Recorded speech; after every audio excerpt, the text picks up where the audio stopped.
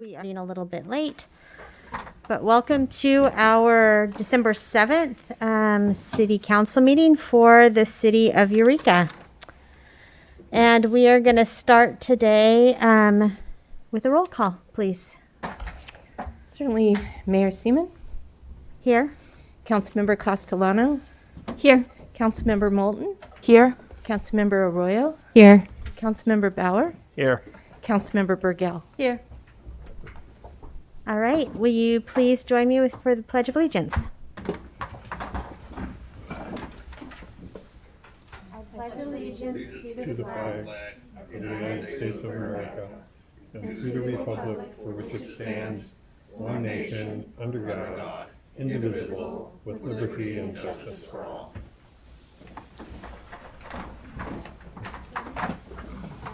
The lights aren't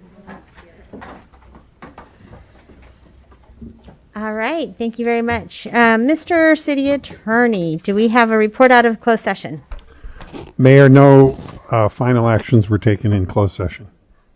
All right. So we are now going to move on to the mayor's announcements. And I'm going to go ahead and start. We have a proclamation for Chief of Police Steve Watson. This is the second time, although last time I read it, I only pulled a couple lines out, so I'm going to read the whole thing to you this time, Steve.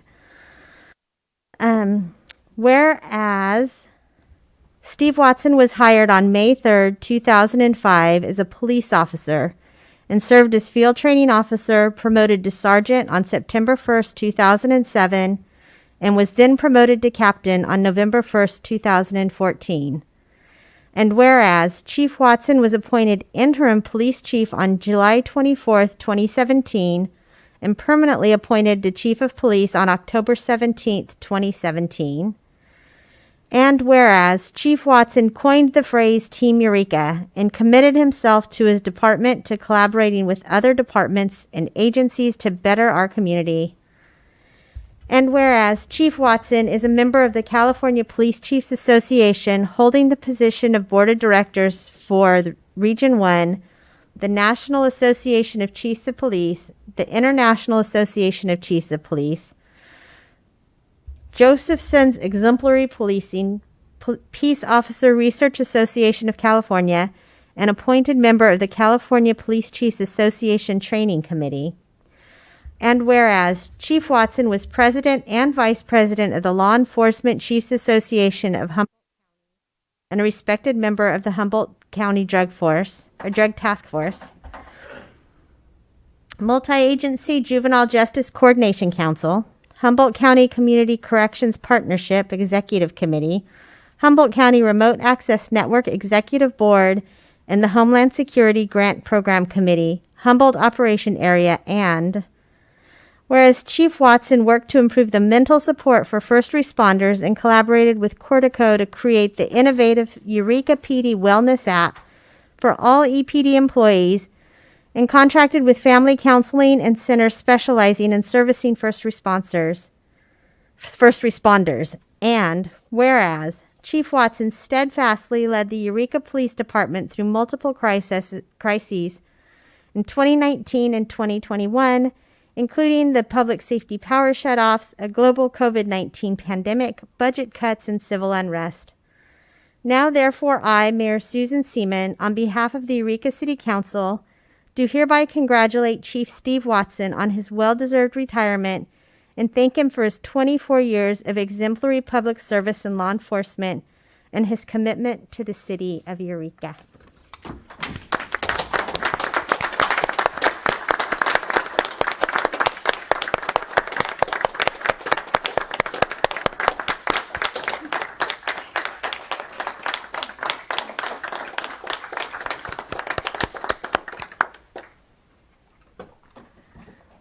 I'm exhausted from just reading that.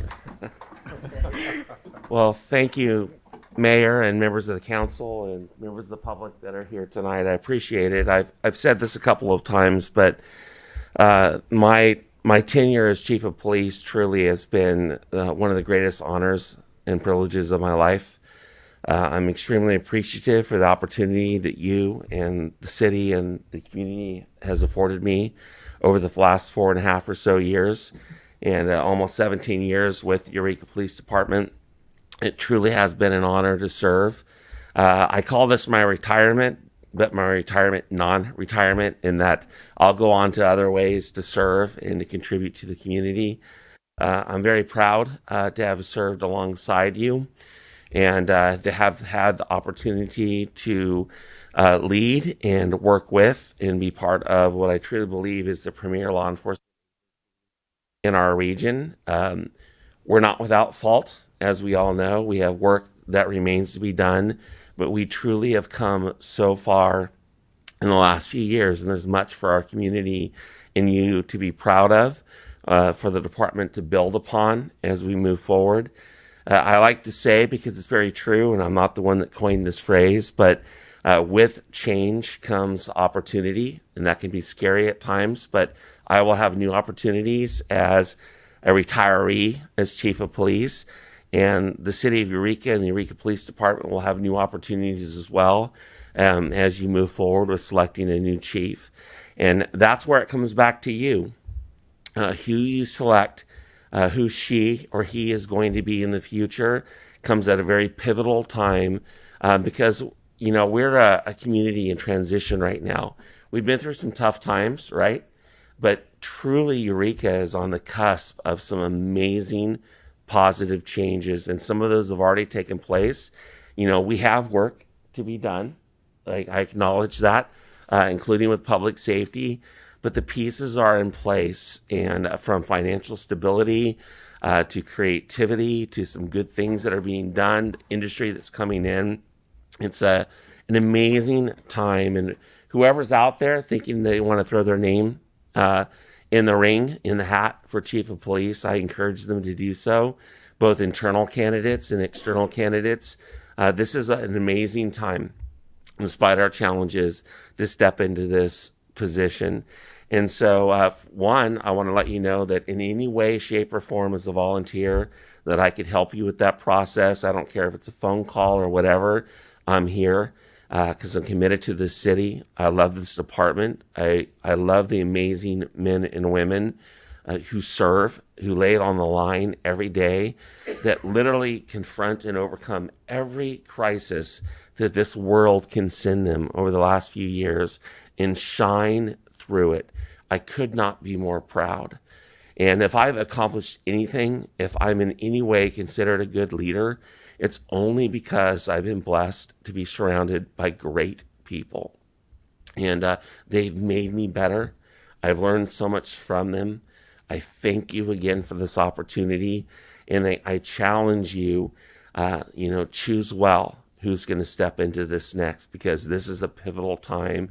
This community and the men and women of the Eureka Police Department deserve our very best. So thank you for the opportunity to serve. And I appreciate you. I leave with mixed emotions. Certainly, part of me would love to stay forever. And that's just not my path forward right now. But I feel blessed and honored with the privilege that I had. And my family loves having me around. We'll see how long that lasts. I probably need to get out pretty soon and give my wife a little bit of space too. She's absolutely amazing, but ever forward, right? And thank you very much for this proclamation.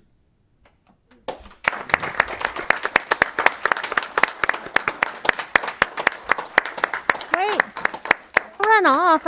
I'm sure everybody's going to have a word or two that they'd like to say. He did get a proclamation actually handed to him at his event the other day. So I don't know that he wants two of them. I'm sure his other one is already framed and above his mantelpiece. But as I said the other day, I'm just so grateful for everything you've taught me and the patience you've had with me. And it's just been a delight to work with you and learn from you. And certainly hoping that you have fulfilling retirement in whatever shape that takes. But I'm thinking maybe, does anybody else have anything to say? Councilmember Arroyo?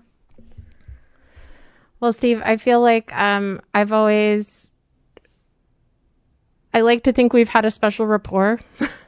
And this time, in the time since you've been chief, and even before, when you were one of our captains. And I just so appreciate the receptiveness that you have shown to my ideas, which were sometimes very different from your, and how willing you were to talk about how people in your department were really doing with challenges. I think you see the whole person, and I appreciate that that kindness and sensitivity to the challenges that we all experience, and recognizing that we're not just people who step into these really challenging public service roles, but we're whole people with lives and our difficulties and our strengths. And so I really appreciate that. I feel like that has come through with you, and in our conversations, I felt like I could really be myself. And I'm grateful for that. And I wish you all the best. I know that I already got the chance to say some of these things when we had your little party recently. But I'm just so grateful that I got to work with you, and that your kindness has shown through. I think it takes a special person to be really kind and tough at the same time. And thank you.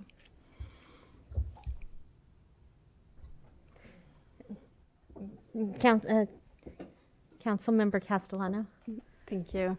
And thank you so much for your service. I've learned a lot about working across lines of difference, and really, I just appreciate your courage and willingness to engage with people in ways of life, and on the street, in the community, that are very different. And every time I've seen you work or out in the community, you've been thoughtful and aware and just really willing to engage with people and understand the situation at hand. And I think that, to me, makes for really good policing and, humanity as well. And I see that within your work, that you find that balance between the necessities of policing with just recognizing the humanity in each person that you encounter.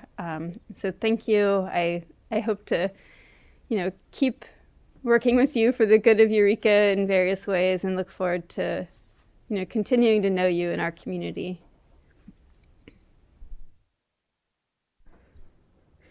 Councilmember Bauer.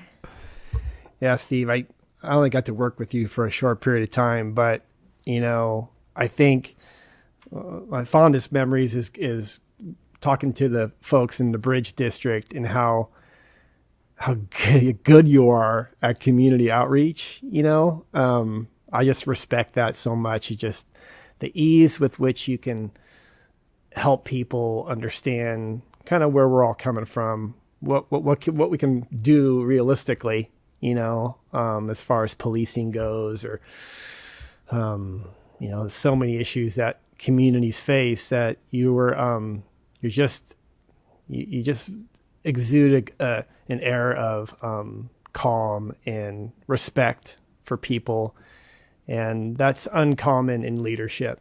And I appreciate that, and I feel like I learned something from you, over the past year. So I hope we stay in touch and see you out in the woods, running around chasing after things.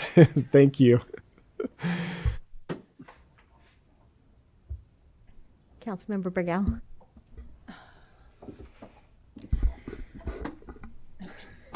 Stop it. I did it too, Kim. Okay.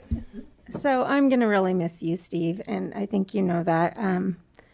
We've worked together a long time, and all the things that have been said here tonight are absolutely the truth. And I just, I'm so grateful that I had an opportunity to learn so much from you, to watch how you interact with people and treat them as human beings, as I heard earlier, with accountability. You were willing to look at things that were hard, and be a great support in times when I was having particularly a hard time. And so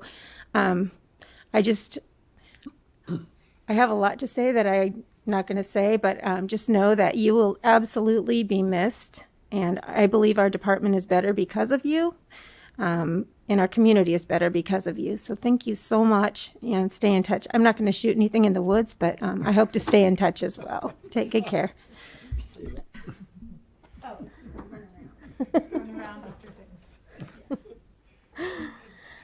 All right. That you are a hunter, yes? That's I respect the outdoors and our wildlife very, very much. But yes, I grew up providing game for my family as well. I love to fish. It's been a long time doing that, and I think it's all about preserving our environment as well, respect for nature. But yes, I just had to clarify. I absolutely Chasing things around outdoors criminals out in the woods. in your spare I time. absolutely meant Okay, animals. well, happy hunting. Seriously. And yes. Thank you again. And the good news is now you can leave, and you don't have to wait till the very end of this meeting to go home. This will be my shortest council meeting ever. Thank you for the gift. We'll see you around. Okay. Next up, I would like to invite Councilmember Castellano to introduce the next item, which is about Keep Eureka Beautiful, because she is our Keep Eureka Beautiful representative. Thank you, Mayor Seaman. And mostly I would like to welcome Michelle McKeegan, who is our representative for Keep Eureka Beautiful, who does amazing work in the community, and she's here to talk a little bit about what Keep Eureka Beautiful's been up to. Hi, I am not going to talk. I'm not going to talk because you guys are sick and tired of hearing me.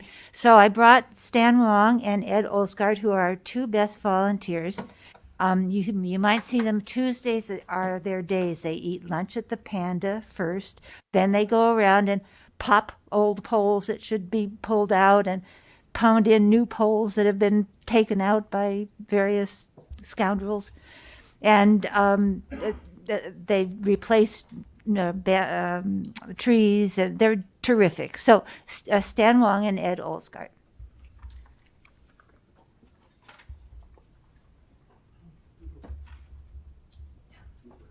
Okay. We'll arm wrestle it. You gotta go back here. Hello. I'm Stan Wong, and Keep Eureka Beautiful's partnership with the city of Eureka has been ongoing for 15 years. And my involvement, not quite so long, but it's been a fun ride. And we've planted trees all the way from the waterfront all the way out to Herrick. And it's been over 1,000 trees. I forget, we lose count after a certain point. And I'd like to say that just this year alone, we're have planted, or will be planting, because we got one planting coming up this Saturday, of over 110 trees. And they're all over Eureka, and one of our main focuses is planting along the 101 corridor, and also in the Eureka Historical Arts District. We're excited to get going, and due to COVID, it's not happening as fast as we'd like it. But fingers crossed, COVID will get better. Some of the basics of Keep Eureka Beautiful is we like to do sidewalk trees, which we partner with the city of Eureka, and if the sidewalks are too narrow, we try to plant next to the sidewalk in the front yards to beautify Eureka. And we work with the homeowners as to what kinds of trees they like, and we'll even go out and get specialty trees sometimes if the homeowners want things that we don't normally stock. So we try to accommodate people the best we can. Let's see. I really didn't have a whole lot prepared, but I just get excited when I talk about planting trees. So, we have a website, keepyourbeautiful.com, and we have a Facebook page, although a lot of us are too old to even use the Facebook page. I'm afraid we're getting along in the tooth here. Here's Ed. So on Saturday we have a planting, and amongst our most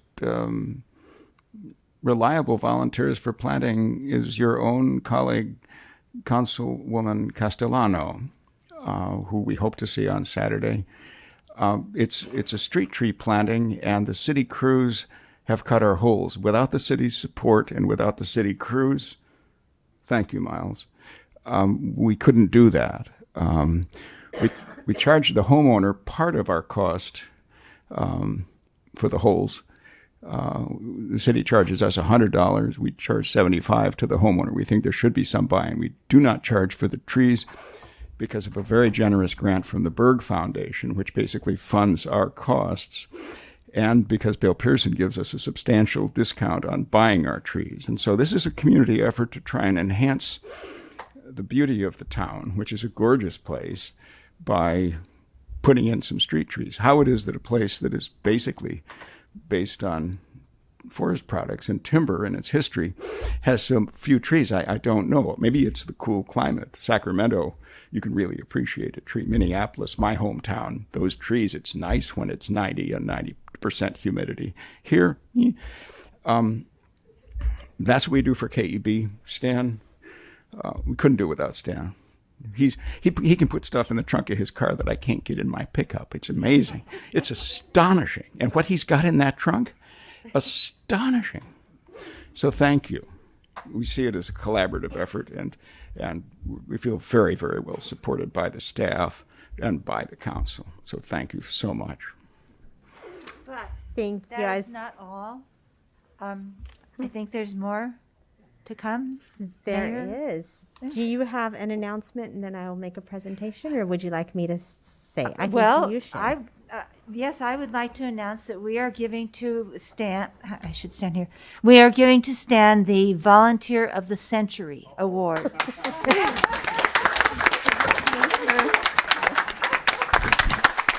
I'm not quite that old.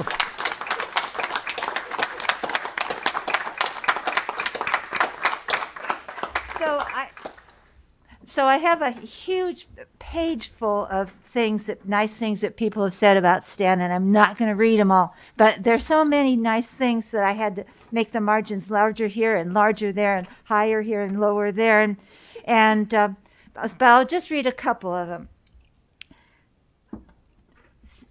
Stan is the man, always there when needed for any detail, large or small. Over the years, he's become a tree whisperer, bringing damaged and neglected trees back to life. Hundreds of nurtured KEB sidewalk trees owe their legacy to Stan. Stan is indeed the man, whether it be being faithfully attending each tree planting or watering our tree stocks. Stan is always there. Stan seems to be everywhere, and sometimes it seems there must be 3 copies of him. Volunteer of the century indeed. An amazing individual. Thank you, Stan, for all you do, not only for Keep Eureka Beautiful, but for other organizations as well. And so we have also from the volunteer trail stewards. Deb? Yes, absolutely. Cool. Yeah. Yes. So Stan is an amazing member also of Volunteer Trail Stewards and Pack Out Green Team. And he's like, so anyway, let me turn this over to Reese Hughes, who's going to talk about Volunteer Trail Stewards. We have a card and some cookies for Stan. Good evening. I started working with Stan a little more than 8 years ago when we started the Hikshari Trail Steward program. Since then, he's expanded, as have we, to work on all of the Trail Stewards options available in Eureka. Stan and his old blue Ford Taurus are fixtures at virtually every Trail Steward event that happens in this town.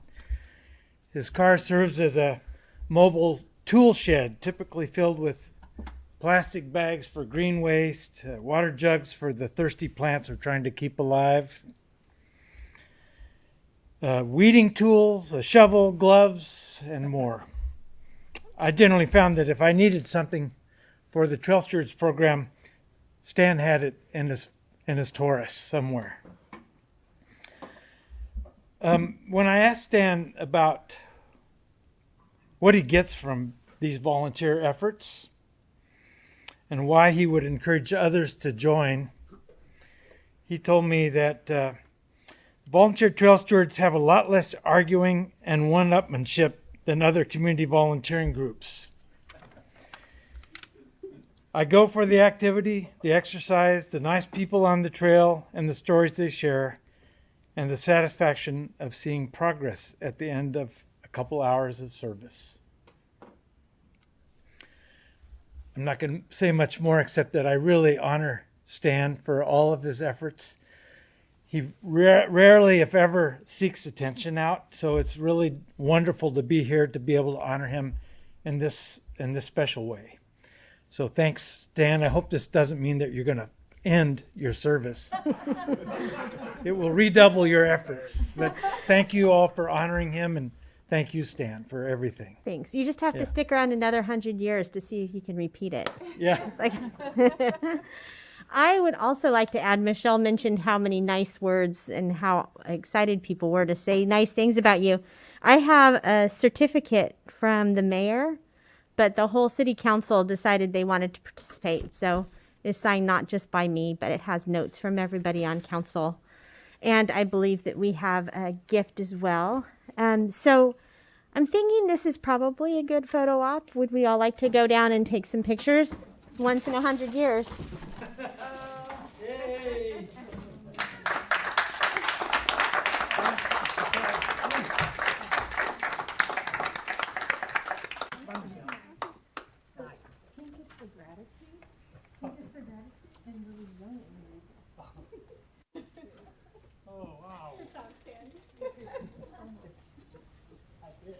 I'm ready to go to prom now. You can wear it. Call me on it. Yeah, we gotta get started. Where are you going? You're not that tall, Michelle. Come on.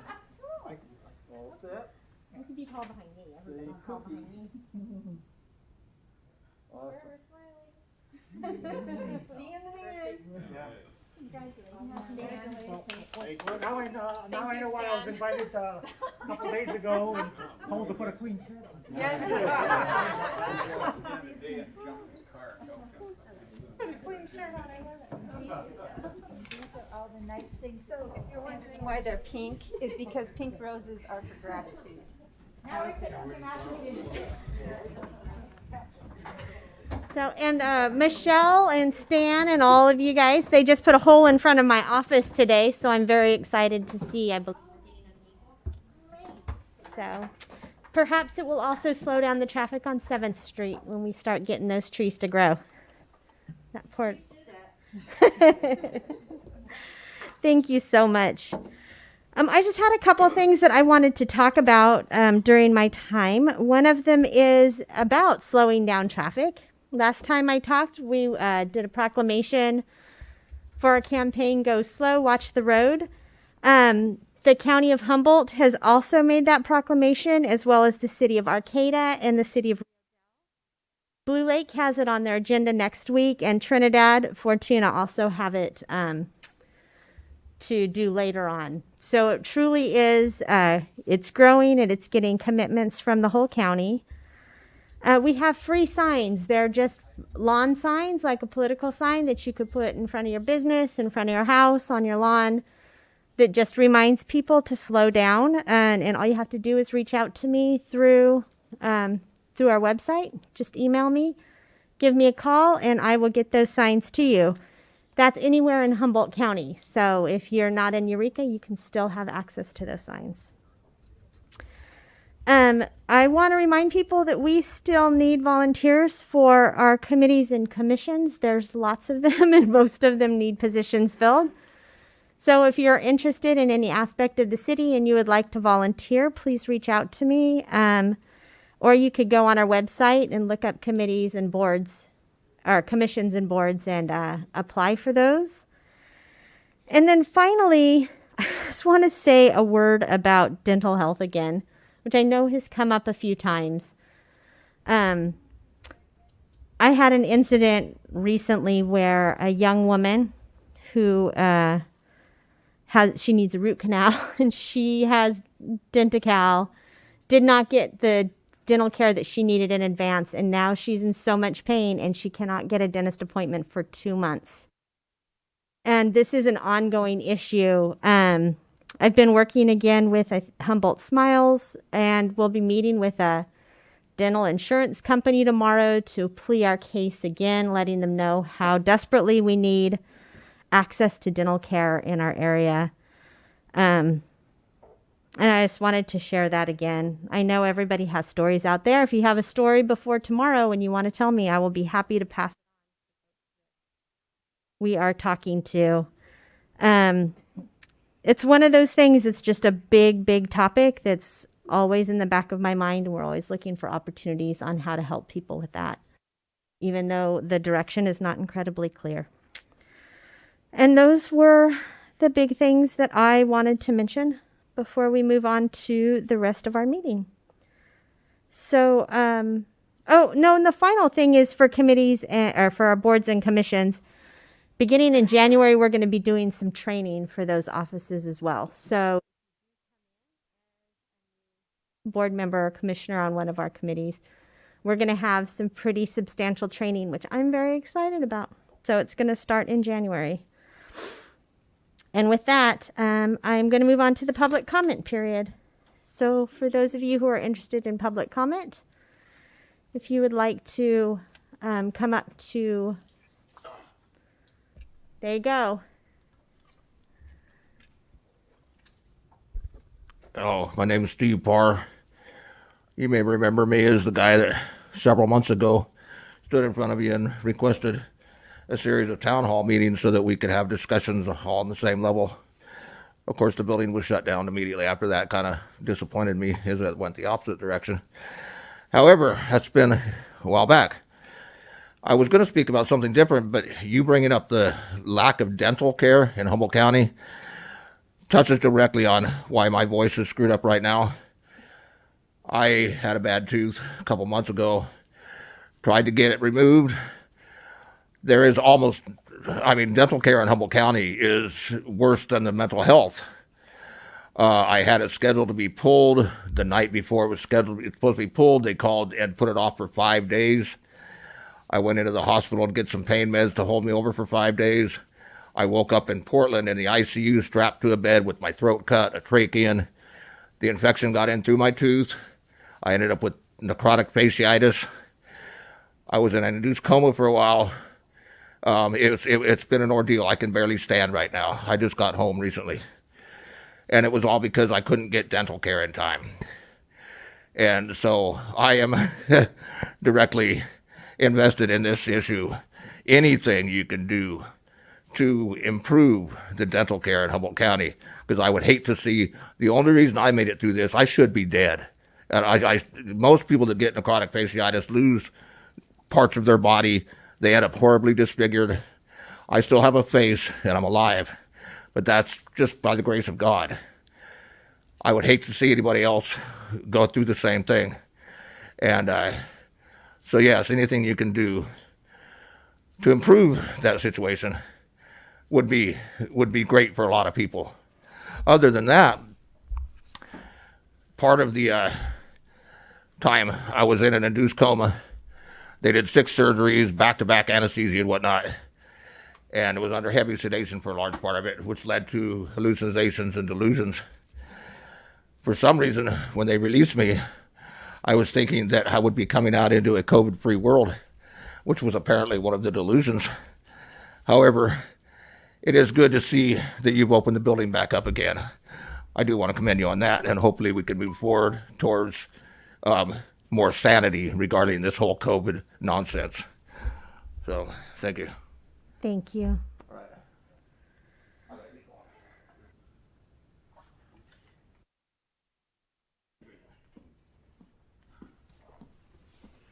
Good evening, Council and Mayor. Love your tree. Sorry to hear about City Hall being broke into. I'm glad to see nothing's destroyed in here. What I really want to speak about is needle litter, like I do every time I'm here. I see there was another recent cleanup. 332 syringes found this time. 4,000 pounds of trash. I'd like to thank all the volunteers, including Fortuna Creeks Foundation, for helping clean that up. But still, there's nothing being done to prevent it. That's what I'm here to talk about. And I was thinking about it on the drive here. Why are the people that get the grant money to clean this up aren't here speaking out to do something before it happens? Because it seems to me if you get grant money to clean up needle litter and garbage left by transient drug addicts, you have a never-ending supply of grant money because it's just a cycle. They clean it up, it's back in a week. It's like a job stability, you might say. And I'm glad they pick it up and everything, but nobody's doing nothing to prevent it.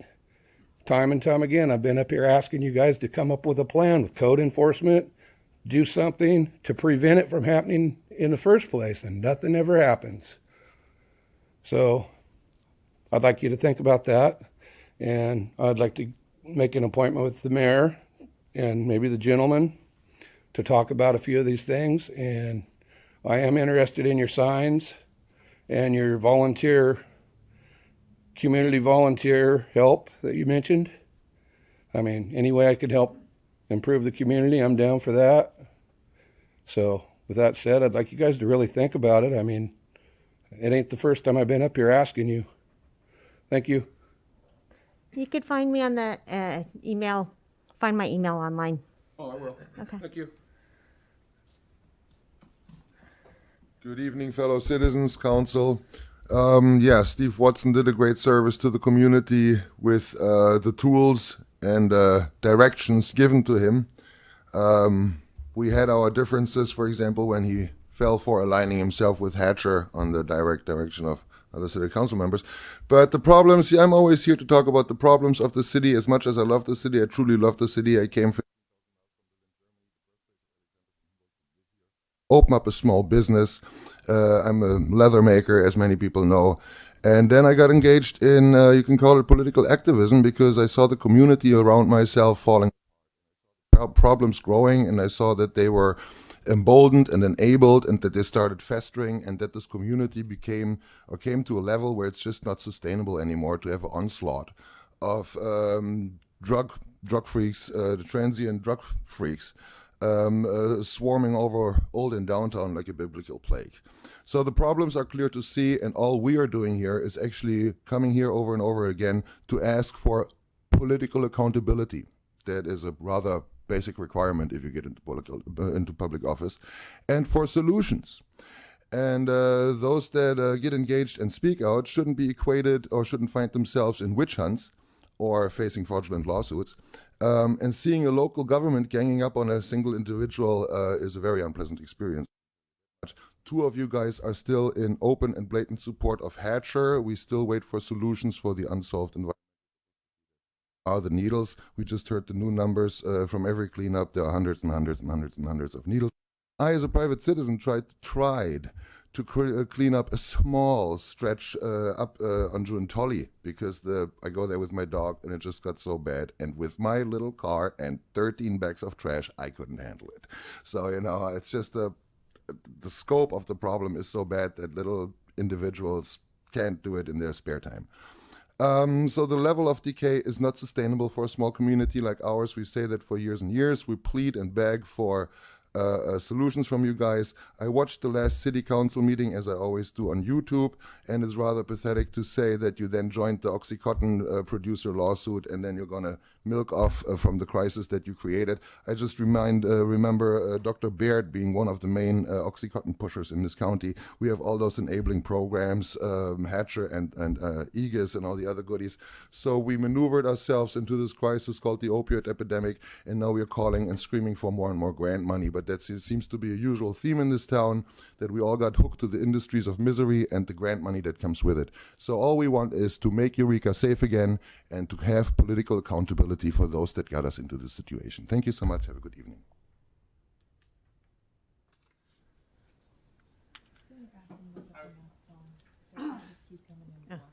Hello. So there's something called I believe it's called. Excuse me, could you please put your mask on? Oh, We well, I could mean, hear- there's something called the Brown Act, and I believe I have access to a public building, correct? Sure, you just need to put your mask on. Well, I mean, what confuses me is that you can't just have me escorted out of the building. I can just sit here and not say anything. Say your piece, please, and move on. Okay. And so- can you please just give him 2 minutes? In 2 minutes, everyone else gets 3. Yeah, but we wasted some time talking about, rights and stuff. So we're going to go to 2. Oh, rights and stuff. Go ahead.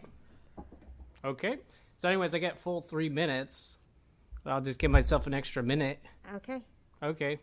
So anyways, I have rights, and I understand that the new world order has been ushered in, and we have no rights anymore, right? So I think that this has gone on far too long, and I have rights in a public building. And so when someone tells me that I don't have a right because, there's emergency state that never ends, it needs to end, and eventually it needs to end, right? Half of the businesses are closed. The windows are all shuttered. There's boards on it, and nothing's being done about it. So I don't know what the whole philosophy is and why you decided to deduct a minute from my time just because you don't like me personally. I mean, what's the philosophy behind that? Because you're not following the rules. Okay, but the rules are the Brown Act, so I have a right to access a public building. You're in the building. Okay, but you said I couldn't speak, and you tried to deduct a minute from my time. Mr. City Attorney, do I have permission to give him 2 minutes?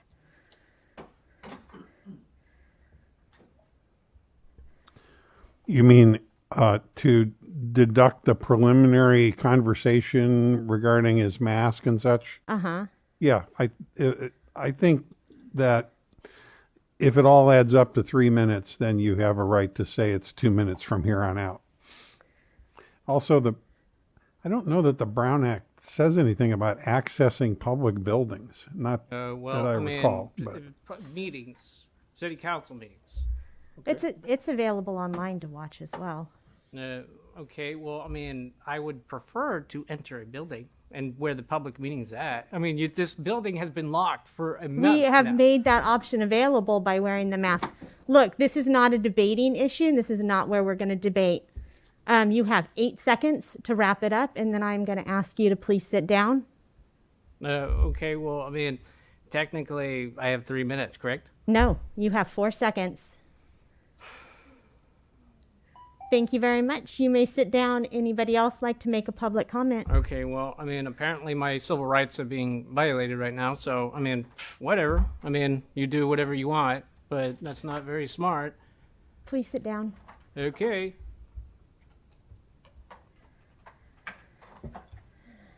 If anybody would like to debate masks with a mask on, I would be happy to talk to them, or I'd be happy to listen.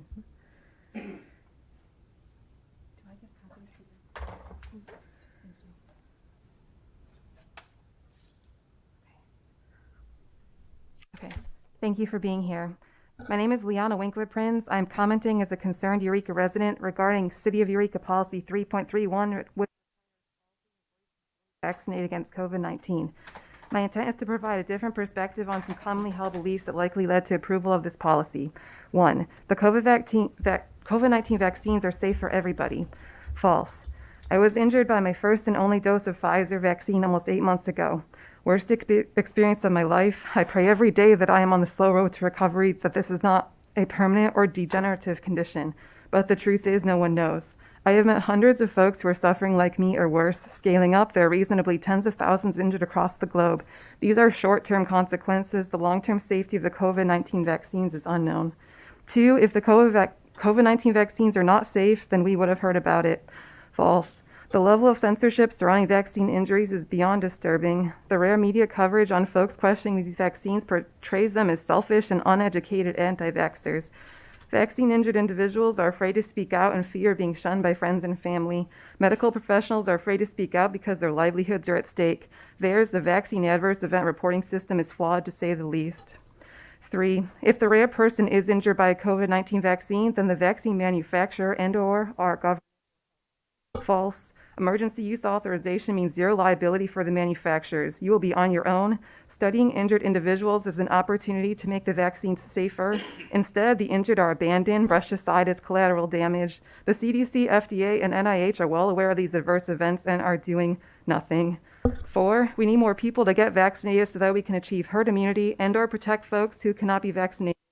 False. We cannot compare the COVID-19 vaccines to, for example, the polio vaccine. SARS-CoV-2, like the flu, is an RNA virus mutating frequently with no lifelong immunity. Flu has not been eradicated. Herd immunity for the flu is not an achievable goal. The same applies for SARS-CoV-2. In addition, vaccinated individuals can still contract and spread the virus. A recent study out of UC Davis on Delta variant found no significant difference in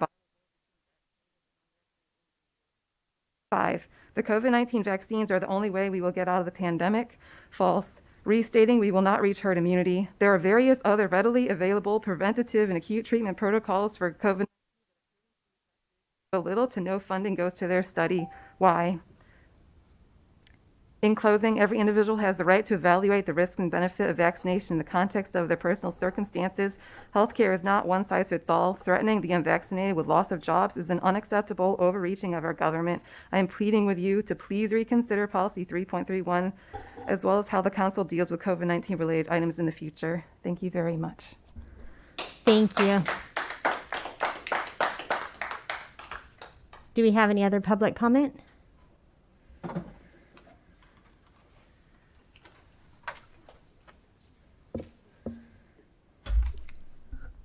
First, I'd like to thank the volunteers that keep Eureka beautiful. All of us really appreciate that. I'm sure everyone here to speak under public comment would rather be home enjoying a nice dinner. But unfortunately, that's not possible because we love our city. Many of us have been coming for several years to express our disgust at what our city has become, yet it continues to go on deaf ears. Because we live in America, you have the right to your ideology, and so do we. It is called the First Amendment. However, we are your constituents, and you represent the people. If you read social media, you would know what people are saying about the policies of City Hall, and it's not good. We are not San Francisco. We are a small seaport city in Northern California with a population of approximately 28,000 people. There is absolutely no reason to make it look like the big cities on the west coast of America. Why are all of you letting our city be destroyed? Why are you letting the homeless addicts destroy our business districts and terrorize customers and owners? The business owners are just hanging on as a result of the pandemic. There are human feces everywhere. There are rats in the alleyways. There's garbage strewn everywhere in our business districts. There are broken windows, doors, and businesses boarded up. A successful city has a vibrant business district. Eureka is becoming a slum. You would have to be blind not to see what this once great city has become. Honestly, it looks like all of you could care less. In addition to what is going on in our business district, crime is nonstop. Just last week, a friend of mine was shot at Harrison K Market. If it wasn't by the grace of God that the bullet ricocheted off the counter into her arm, she could have been killed.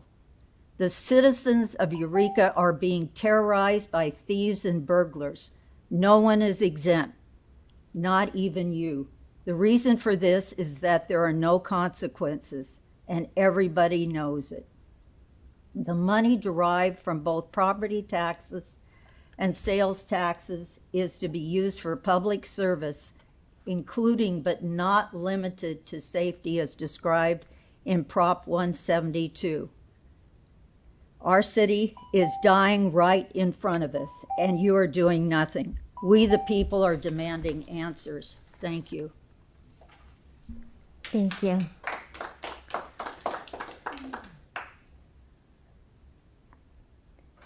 Do we have somebody else? I saw you started to come up.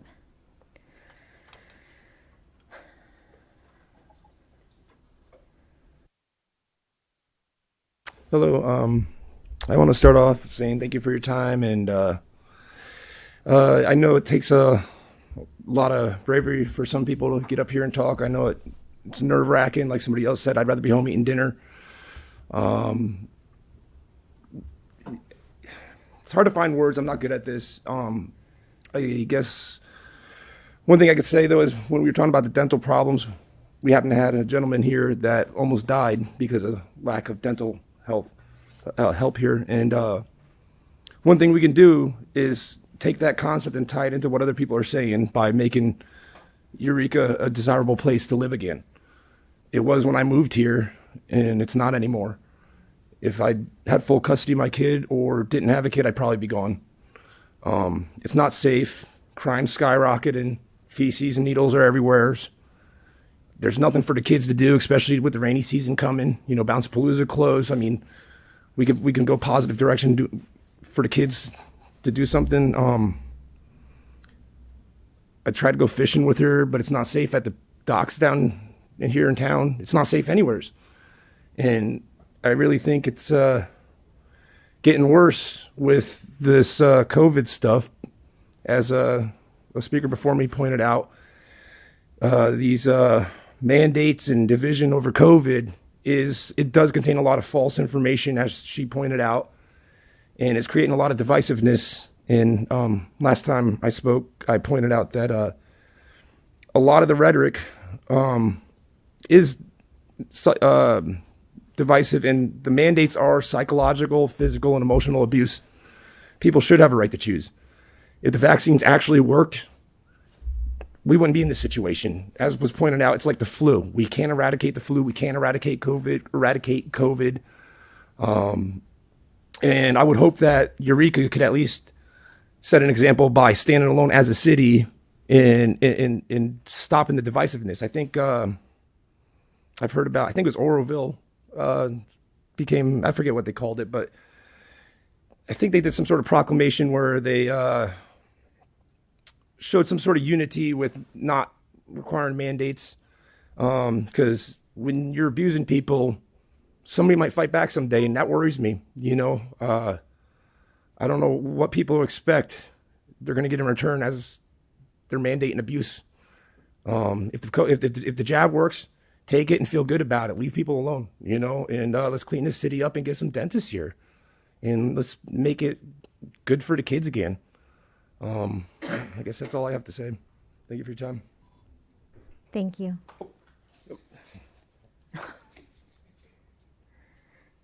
Anybody else? We do have a member of the public on our Zoom meeting. Thank you very much. Okay. Hello, LaTanya. Hi, my name is LaTanya Jacob. Thank you for allowing me to speak at today's meeting. Again, I may have asked this previously, but I thought I should take the time. I need to make sure I understand what's behind the whole idea of the pandemic. From what I see, there's like maybe three basic things. It's either health, and they say it's respiratory, or if it's behavioral, people in conflict with each other, and then, or economical, where the city is asking the residents to sort of take a 5, you know, we need to collect ourselves, rethink on how we're doing stuff. I don't know what this whole thing about the pandemic is. And I thought it was worldwide. It looks like it is now, but it seems like you guys have had lots of pandemics. And I'm just trying to get an understanding. And the rest of my comments I will submit an email. Thank you. Thank you very much. Do we have any other Zoom? No, Mayor, no one else has their hand raised. All right. It looks like we are all done with public comment. So we will move on now to public hearings. And for this, we have item E1, bill number 1006, CS ward boundaries. And for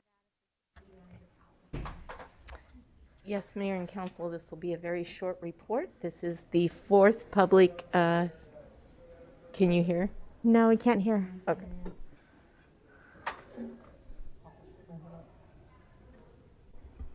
All right. All right, Mayor and Council, is that better? There we go. Okay, I have to be really close to it, is the secret. So this is a short report. This is the fourth and final public hearing or public meeting regarding changing our ward boundaries. And this is a result, of course, of the 2020 census and the change in the populations and the census blocks within our current wards. As previously directed, we chose the least radical changes to your wards, and those changes are very minimal. Senior Planner Riley Topolowski is available if you have any additional questions. But with that, I recommend that you waive full reading and adopt by title only. Bill number, sorry, it's my first day with my new reading glasses. Bill number 1006-CS. Thank you. All right. Do we have any questions? Councilmember Royal. Could you touch on the any additional education we'll be doing around voting and the changes we're going to be seeing? I know we have a couple of potentially new items, but I imagine we'd also be talking about the word boundaries and where those are different. Is there going to be direct mail to people who have seen their word change or anything like that? So the direct mail would come when they receive their ballot, but the changes are pretty minimal, and we will be publicizing the map on our website, and that'll be available for review. And then along with the item coming forward later in the agenda, ranked choice voting will require quite a bit of education, and we'll be combining those two items. I will work with the registrar of voters to see what kind of ward notifications they can do with like a postcard. We did kind of do some reach out in 2016 or 2017 when we did the large scale changes to the wards. So we'll continue to try and do that. Okay, thanks. I do have another question, but I can, if anyone else. Do you else have any questions about this? Okay, go ahead.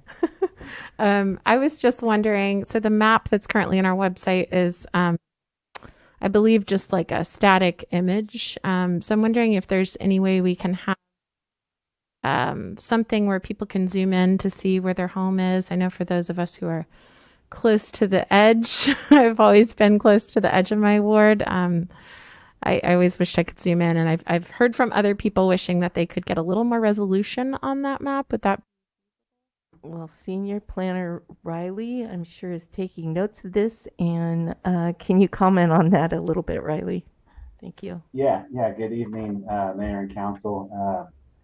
Just to comment on your question, we do currently have the newest version of the ward map available on our community development web viewer.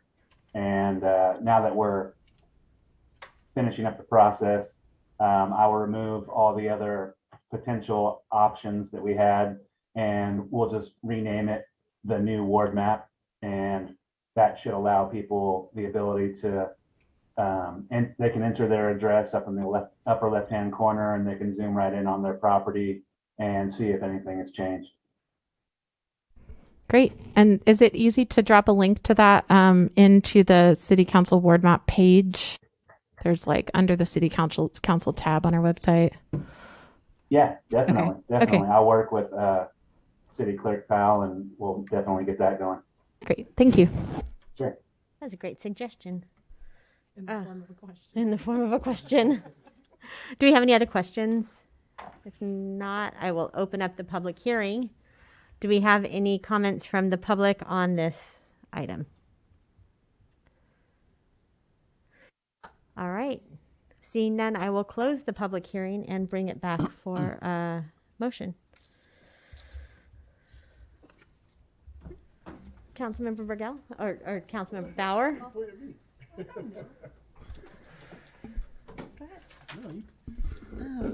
Okay, I recommend we wait. I can't speak now, Scott. That we waive reading, read by title only, and adopt Bill number 1006-CS, amending Title 3, Chapter 37, Elections, Sections 37.02, Attachment A. I'll second. All right. Any discussion on this item? All right. Let's vote.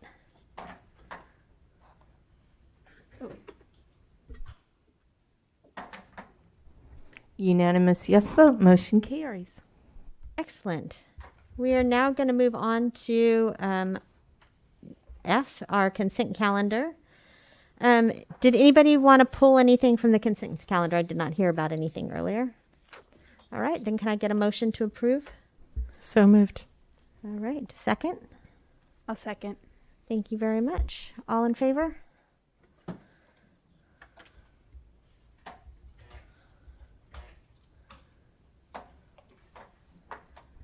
Unanimous yes vote. Motion carries.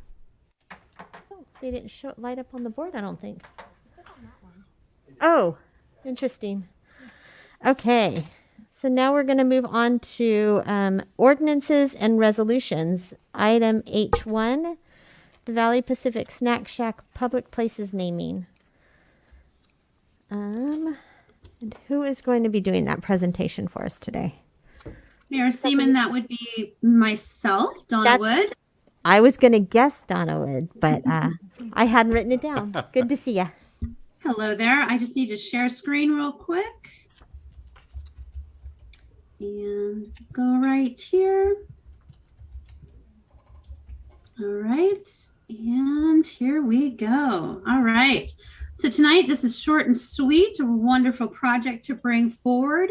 This involves Highland Park improvements, Highland Park being located in South Eureka off Glen Street. It's a public recreational facility that hosts a range of sports activities and city programmed events.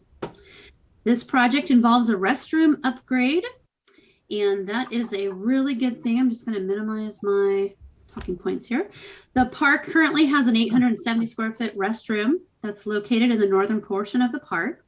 Over the years, the restroom's been well used, and as with all buildings, exposed to weather and occasional damage, and the structure is not compliant with the ADA standards. So the existing facility is proposed to be replaced with an 813 square foot structure that will consist of an ADA compliant bathroom and a concession stand that will have a revenue generating potential for sports, rental, concession sales, and city programmed events. The new facility will help improve the experience of all park users by having functional restroom facilities available during park hours and will be utilized by Redwood Empire Little League during games and other city programming events. The sponsorship and naming rights proposal is coming from the Valley Pacific group. A sponsorship agreement is proposed between Community Services and Valley Pacific, wherein Valley Pacific has pledged a $60,000 donation spread over 6 years at payments of $10,000 per year to help fund the new facility. In return, Valley Pacific will have naming rights for the new restroom and concession facility with a sign displaying Valley Pacific Snack Shack. The agreement and naming rights will expire after 6 years, with the option for Valley Pacific to renew the agreement with an additional donation if they choose. The naming rights process that we've gone through started in October.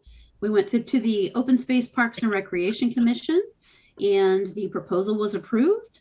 On November 8th, we went to the Planning Commission. The proposal was approved, and here we are tonight at City Council, the final step in the process. The recommendation from staff is to adopt a resolution to name the new restroom concession building at Highland Park Valley Pacific Snack Shack for a 6-year term. And staff are available for questions. I'm going to stop sharing at that point. All right. Does anybody have any questions about this item? It does not look like it. Does anybody have any public comment? It looks like we have one on Zoom. Yes, Mayor, we have Colin Fisk. Hello, Colin. Go ahead. Thank you. Good evening. So I know that City of Eureka, as with many local governments, is sort of perennially short on funds, and it's hard to say no to a donation that's going to fund much needed improvements. But I do want to point out that Valley Pacific, at least as far as I'm aware, is a petroleum company. And it sort of strikes me as darkly ironic that the city would sell the naming rights for a facility, in a park that's used mainly by children to a fossil fuel company, while we're in the midst of handing that younger generation an enormous climate crisis caused by the burning of fossil fuels. So I know this is sort of a small point in the scheme of things, and I'm not going to make a big fuss about it, but I would just ask that you consider the message that sends to the constituents and to their children. Thanks. Thank you very much. Do we have any other public comment on this item? No, Mayor. Do not see any, so I'll bring it back for a motion or discussion. Councilmember Moulton. I just wanted to say thank you to the staff for all of their work on this. Highland Park's in my ward, and because of where it is uniquely situated to be difficult to fund. And so I know it's taken a lot of work and a lot of ingenuity to try and piece together improvements for the beautiful little jewel of a park. So I would like to move staff recommendation. I'll second that. All right. Any additional discussion on the item? Seeing none, I will ask if everybody would like to vote.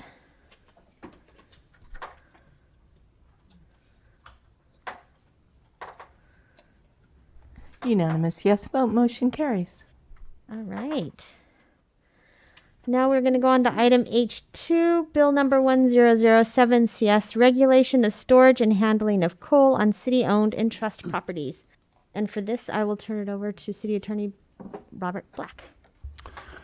Mayor, when this bill was introduced, there was the inclusion of a wording change, which would be the definition of small amounts of coal and petroleum coke.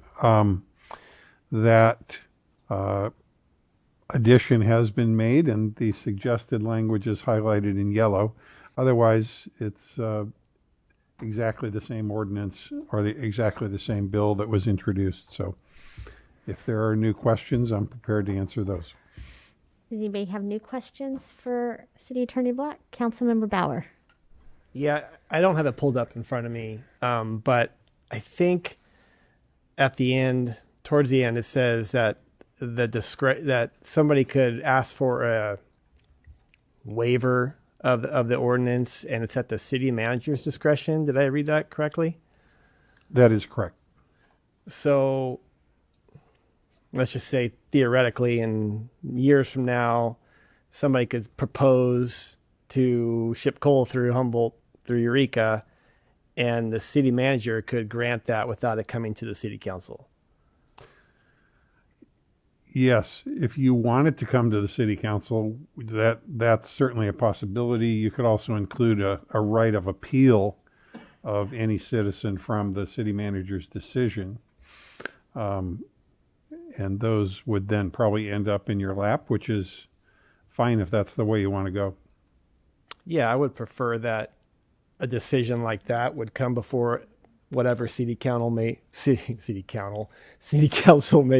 at the time. So I don't know how we would flex the wording to make that part of the ordinance. If you want to defer this until after a few more items, that would give me a chance to take a look at it, and we'll bring it up again.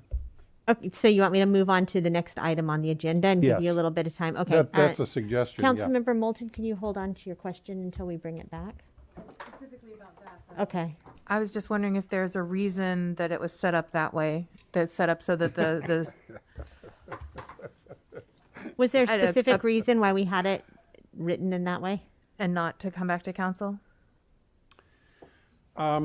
Just to Or you can add that to the earlier basically question. expedite the matter, when something like that comes before you, it gets complicated in terms of your legal obligations, treating it as a quasi-judicial matter, et cetera.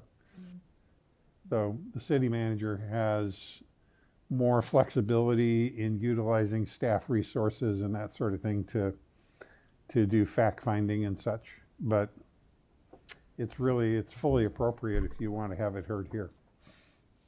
So, my question too is, will we need you on the other ordinances? We always seem to have questions for the city attorney when we discuss ordinances. So if I move down the agenda, I wonder if that's sufficient or if we should take a really early break and just take a break now and come back. Councilmember Arroyo? I think it might be helpful to discuss this matter a little bit more between ourselves so that you have more clarity on what we would like to see it say before you do the legwork to come up with something that could work.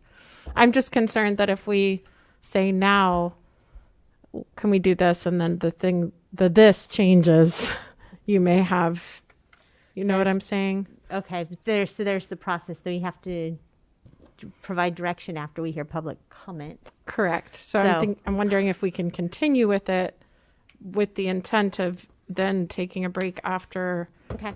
To potentially give our city attorney time to come up with something for us. So then let's, unless somebody has additional questions, we'll go to public comment and then we'll come back for discussion so we can provide some feedback and direction so that City Attorney Black can work on it. Do we have any public comment? Okay. So I just wanted to ask for the information on this. Do you just go to the link in the agenda online? You can follow the link. Okay, and then they'll tell you all what the people involved are and how long it's been going on and stuff.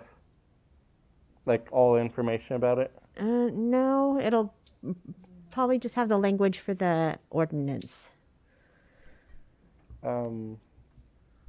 So where would I find parties involved in this and where the conflict with this is, I guess, as far as legislation or that? This is an independent, just for the city of Eureka discussion that doesn't involve any other parties. Okay. Okay. Okay, thank you. Colin Fisk, do you have a comment on this one as well? I do. Okay. Thank you. So I just wanted to thank you again for bringing the ordinance forward, because the threat, as sort of nightmarish as it seems, is unfortunately real. And I think, the side effects of coal trains and coal exports would range from the health and safety impacts that are targeted by the ordinance to, of course, the end of our vision of the Great Redwood Trail. So it's imperative that we do everything possible to stop that from happening. I would support Councilmember Bauer's suggestion to raise the bar for any exemptions. And I, again, just thank you for doing what you can to protect the citizens of Eureka and the entire North Coast. Thank you. Thank you very much. LaTanya Jacobs. Thank you for taking another comment. I'm new to the city of Eureka, and as far as I know, who do you ask questions if you have, who do you can go to if you have questions? I'm not so sure if coal, because we mentioned this before in a previous city council meeting, coal, something, is it a code word or is it actual coal being traveling throughout the city of Eureka, which we've discussed already? I just want to get, who do I contact for clarification? That's all. I think you would continue to contact the city clerk and ask her about questions you have, and then she can direct you to the appropriate person. Okay?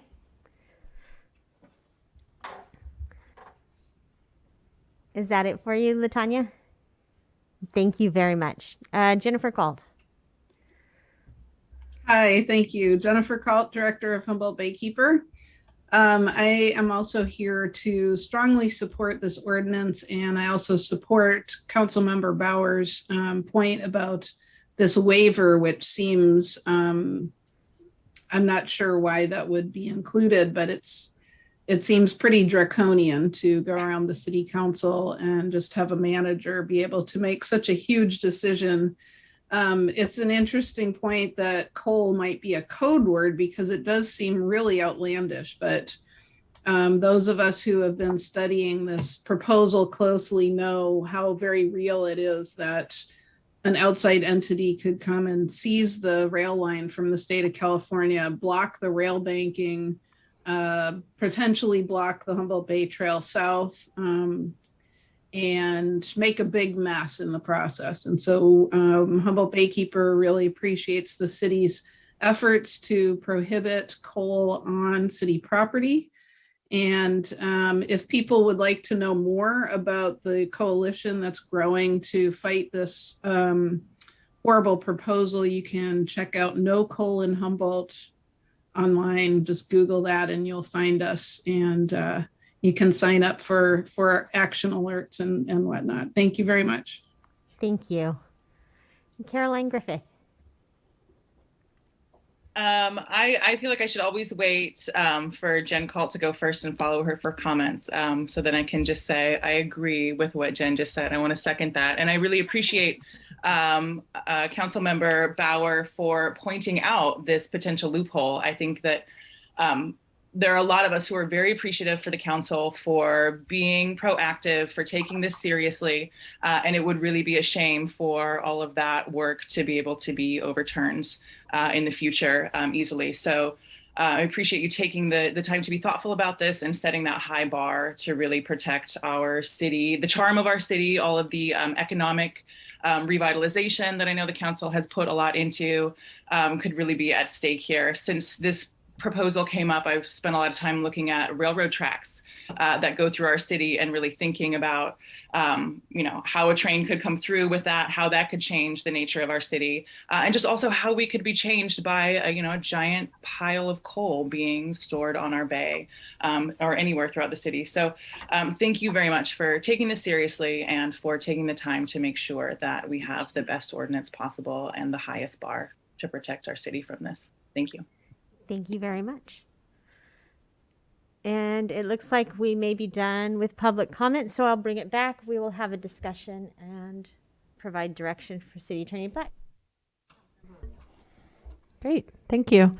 So yes, the reason this has come back several times, to Latanya's point, is we have talked about this before, but this is before us tonight for our final reading and adoption. So that's why it's come back more than once, but we are still talking about actual coal here. I was going to suggest an approach to, and thank you, Councilmember Bauer, for bringing up that concern. And while I do trust our current city manager to represent our interests and concerns on this very well, I think it's a good point about the future. I personally don't think that it needs to be changed to an appeal process by the council. I would prefer that we just strike exemption B completely so that that option doesn't exist. And then the appeal process or the change process is simply to repeal the ordinance.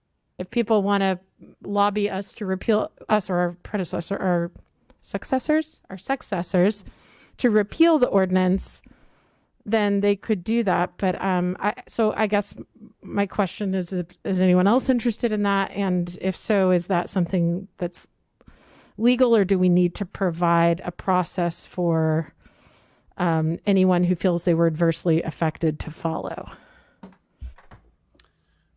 So one of the requirements for challenging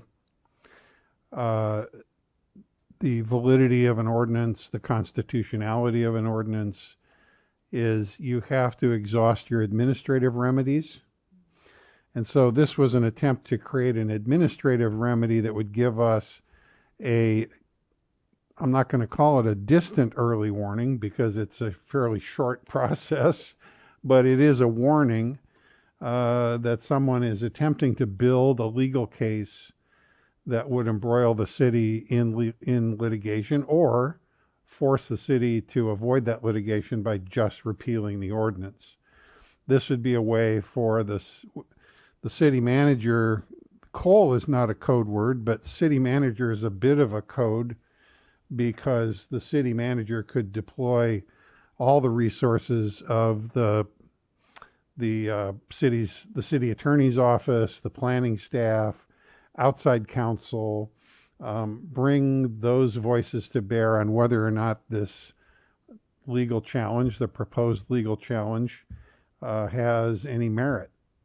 And if it does, then admittedly an exemption is perhaps a draconian decision for the city manager to make, but it wouldn't require the repeal of the whole ordinance. It would only apply to the person who's an applicant.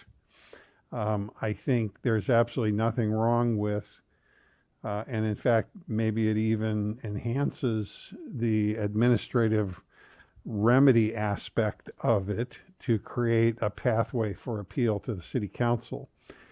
You would find yourselves, the six of you basically, perhaps running a public hearing process in which you are being barraged with a variety of legal arguments about the constitutionality of the ordinance, but ultimately that is in your brief. That's part of your portfolio. So my recommendation would be don't take this out entirely. Let's go ahead and instead of the last sentence as it currently reads, the city manager's determination is final, we just change it to the city manager's determination is appealable to the city council.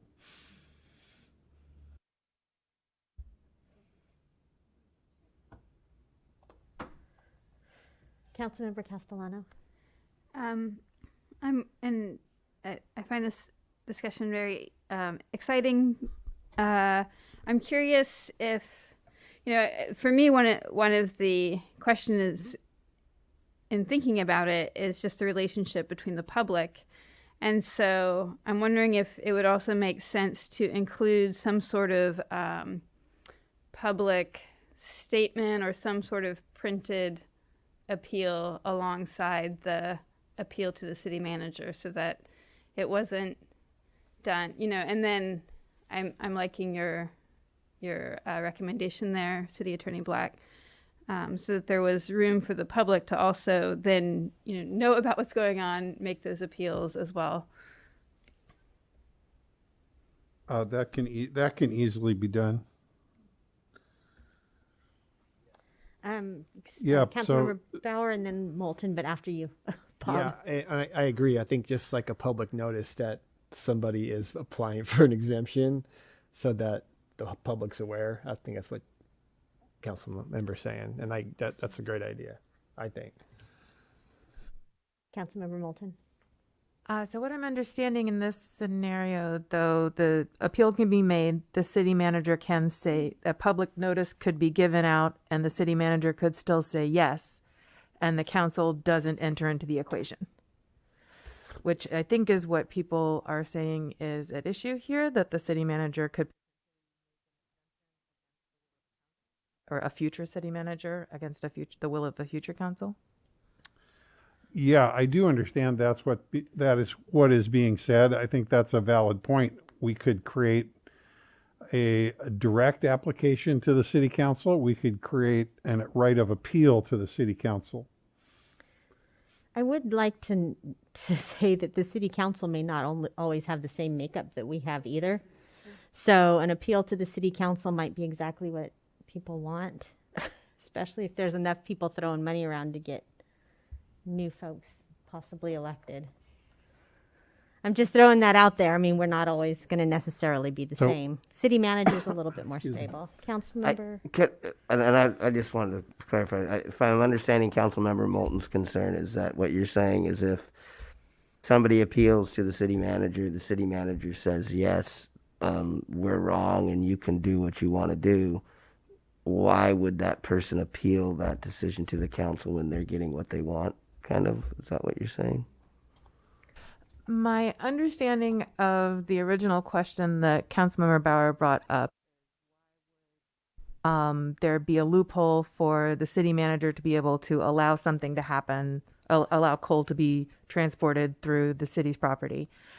In my understanding of the proposed reworking of the wording, the way it sounds to me is that could still happen.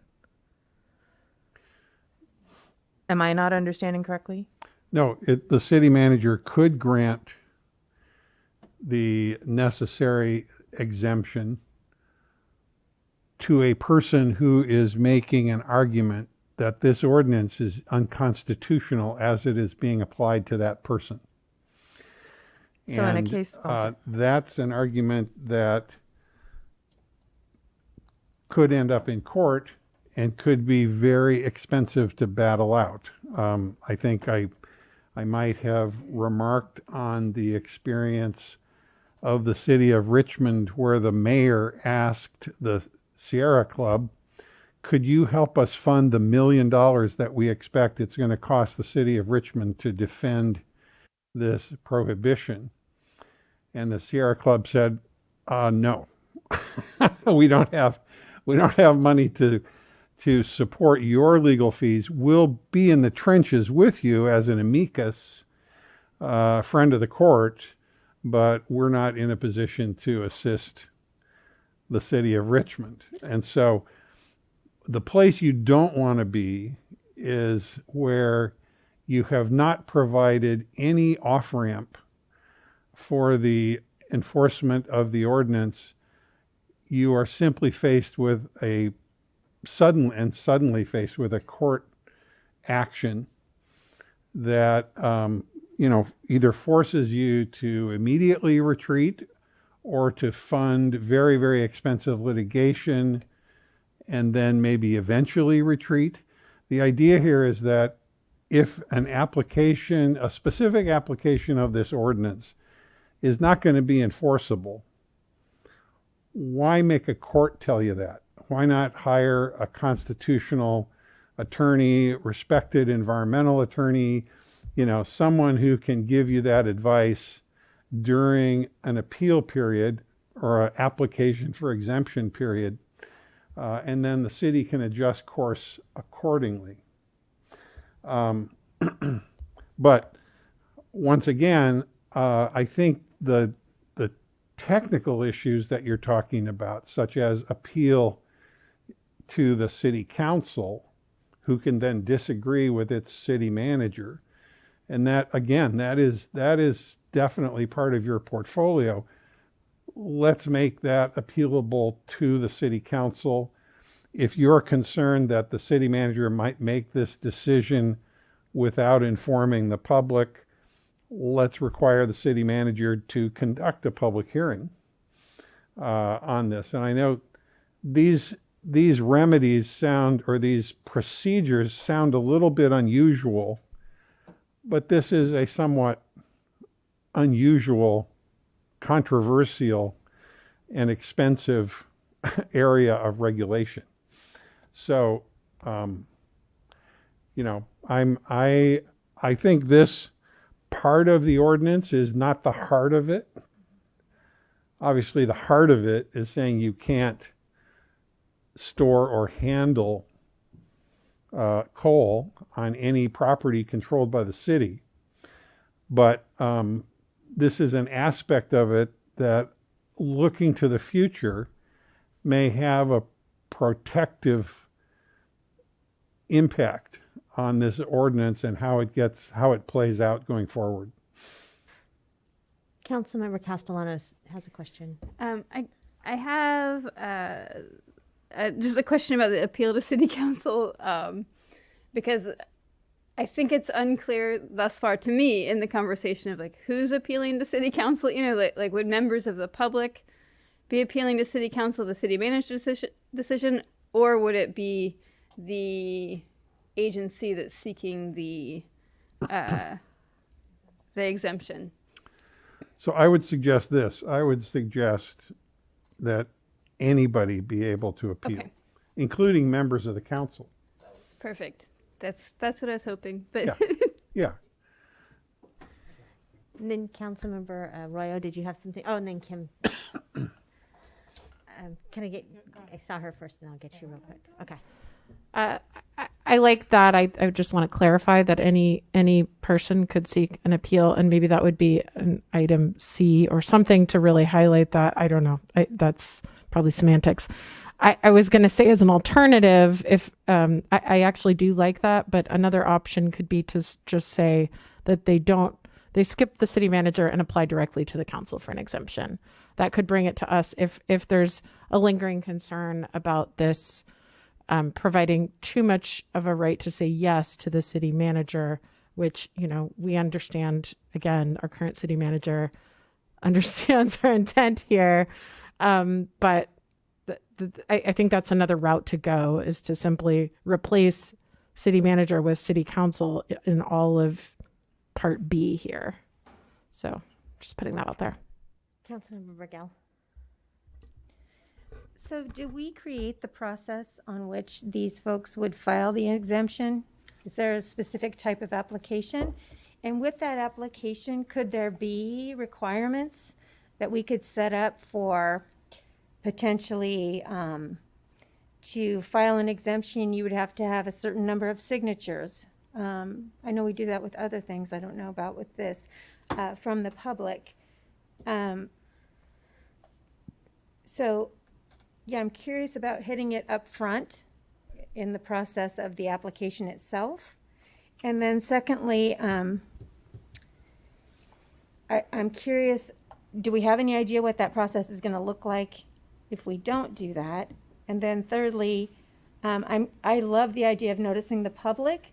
My concern with that is that if they do noticing the public, it would be how it's presented. Because, if it's a public notice in the North Coast Journal, not everybody's going to be aware of that. I mean, there are a number of people that will be, but how are we going to get the word out so that people who want to have this opportunity to support not bringing them in can have a word? So that would be just a few of the things that I've been thinking about. Mainly if there was a way that we could somehow define the process of the application to kind of get at some of this stuff. And then also I agree that the appealing, it needs to be checks and balances with both the city manager and the council.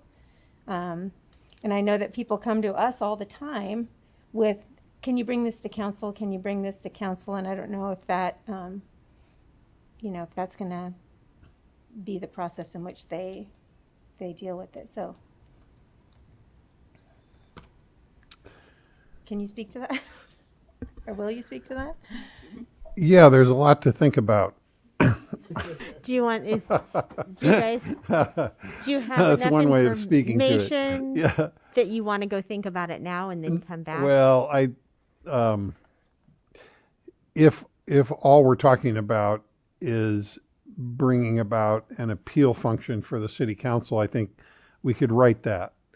But if we want to talk about the procedures and what kind of public process there would be, those kind of things probably require going away, doing some homework, and bringing you back a whole different draft of the ordinance, which is not,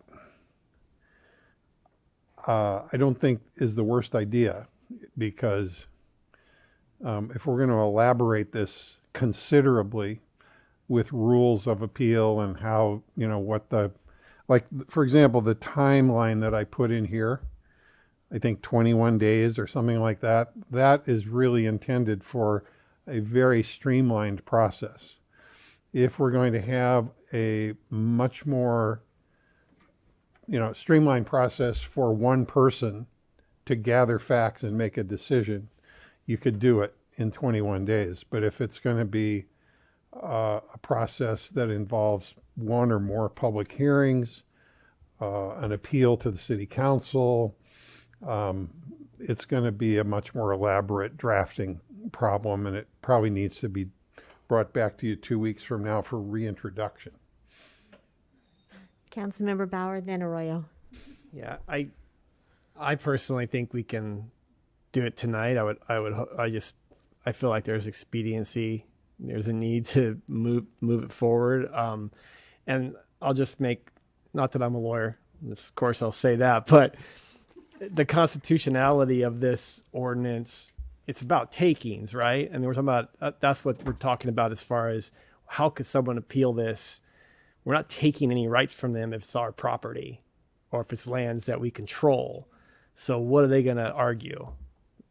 I don't think they have a leg to stand on, and they can take us to court and challenge that. But I think we can figure this out pretty. I mean, if a city manager makes a decision, the public is going to appeal, and they're going to appeal to city council. And I like the multiple layers of the process, like Councilmember Brigel was saying. So I think we can do this and feel pretty comfortable with it without getting into what we're talking about is regulations, right? Here's the code and here's the regulations to go with it. Appeal process. I think the standard process that we use would work without having to get too elaborate in this ordinance. Personally, that's my gut feeling. So I would like for us to try and figure it out, whether we come back and go through the rest of and you can give you some time. Mm-hmm. I'm game with that. Councilmember Arroyo, then Markel. So I agree that I think we could probably work something out tonight that's fairly minor. I just wanted to see if that change of striking the last sentence, the city manager's determination is final, and the city manager's decision can be appealed to the city council by any person within whatever, I don't know if you have to put a number of days or something. Is that an insubstantial enough change to mean that we could discontinue this decision making tonight, or any other thoughts? Yeah, I mean, it depends on the sense of urgency that you have. And if I were prioritizing making the ordinance more bulletproof, less vulnerable to challenge, I would recommend that we go back and think this through and come back and reintroduce it. So we've lost a month, but I'd rather see that than to give a point of entry for a legal challenge that is just purely procedural. Because people in our meeting haven't been able to. I mean, I would love to be able to do this tonight, but people who care a lot about this issue and have been paying great attention to the exact wording and the finer points of how we've approached this, right, might like to weigh in on that. So I don't know if it could just be brought back at our next meeting. Would that be feasible, or does it have to go through the whole process again? I think it can easily be done. And what I might recommend, I mean, among other things, I think the time frame needs to be thought through. 21 days is just probably not sufficient. And so we're looking at a more elaborate process that includes an appeal, but the appeal has to occur within a time frame after the city manager makes the decision. Sure. So you got to build that in, and then there's another time frame for the city council itself to schedule this matter and bring it up for public hearing. Yeah. And to give whatever property owner is making a claim of unlawfulness or unconstitutionality, that person or company, has a right to prepare and bring their case. The general public, environmental organizations, they have a right to prepare.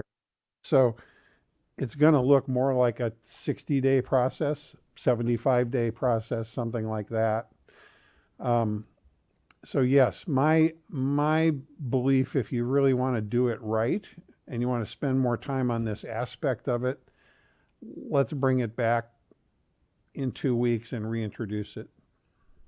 And when City Attorney Black says reintroduce it, it can't be adopted. It'll be the substantive changes, so it'll come back as an introduction at next meeting and not be able to be adopted until the first meeting in January. First meeting in January. First meeting, not the second meeting in January. So, okay. I mean, I personally am in favor of something that we feel is more, is stronger and more legally defensible. And I mean, I don't want to imagine the invented circumstances that someone might come up to claim they were doing something that was, being forbidden by this, but that should be allowed by them. But if you think that this is a good opportunity for us to have a heads up, who knows what someone might claim. Somebody might claim that this is discriminating against coal and that they should have kind of an equal protection with propane or natural gas or whatever. Sure. I don't know. That doesn't sound like a great constitutional argument, but people do come up with that, as we know from recent events at the U.S. Supreme Court, can gain a hearing when it doesn't deserve one. So, a lot depends on the judge that's sitting there. So, yeah, I think if you want to really, I'm not going to call it bulletproof, but if you want to make this stronger against a variety of challenges, I would recommend that we do it procedurally in a conservative manner going in. So I think that's the better way to do it. And so you do but you do recommend that there be this. See, to me, I'm still attached to this idea that maybe we should just strike this whole thing. But the purpose of this is to allow people an administrative remedy of some kind, or to exhaust that before give us a heads up, essentially, that we would be facing a prospective challenge. Am I understanding correctly? Yes. Okay. And it's an opportunity.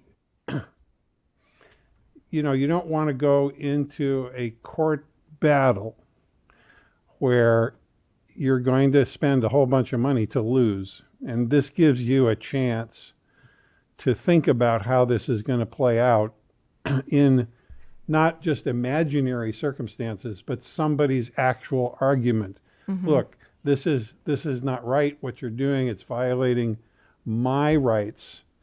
And I would like you to set this ordinance aside as far as it applies to me. Sure. And yeah, I'm not advocating that case is out there. Right. But if it is out there, it's really hard for us to see it right now, right? We're so far from the rubber meeting the road on a challenge to this. Right. That it would just be nice to have somebody lay the challenge out and give the city of Eureka a chance to consider. So someone would have to show at least some of their cards to the city manager. Yes. Okay. And one of the general rules of exhausting administrative remedy is that you have to lay out your cards. You can't hide the card. Say, oh, I appeal, but I'm not going to tell you what my thought process is. I'm not going to tell you why.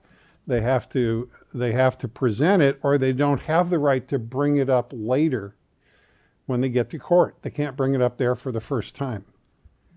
So I want to give Councilmember Burgell and then Councilmember Castellano an opportunity to talk. Well, I like the idea of the expediency and getting it done, but I also appreciate the opportunity to get it done right. And I feel like, I think that we know our motive as a council. We know our motive from the public. I think that, it's very clear that we are opposed to bringing coal into this region. Now it's just a matter of hashing out the details to make this something that's going to be substantial enough to keep that from happening, even if that's, 15 years down the line or 20 when we're, So yeah, though I would love to have this passed tonight, I'm feeling like it might be a better choice to delve in and get some more weight to it. Councilmember Castellano. I appreciate the thinking on this. I'm just curious, I don't know. Is there some level of urgency to it that we couldn't do a like pass and then repeal and replace as part of the process versus wait? That's something I'm like, I don't know the degree to which this may be urgent that we might want to have something in existence that then we can change.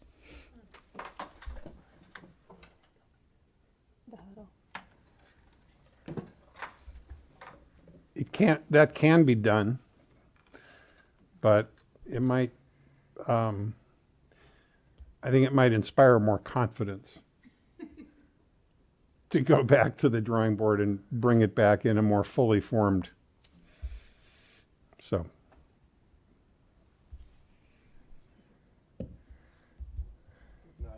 So, Councilmember Bauer.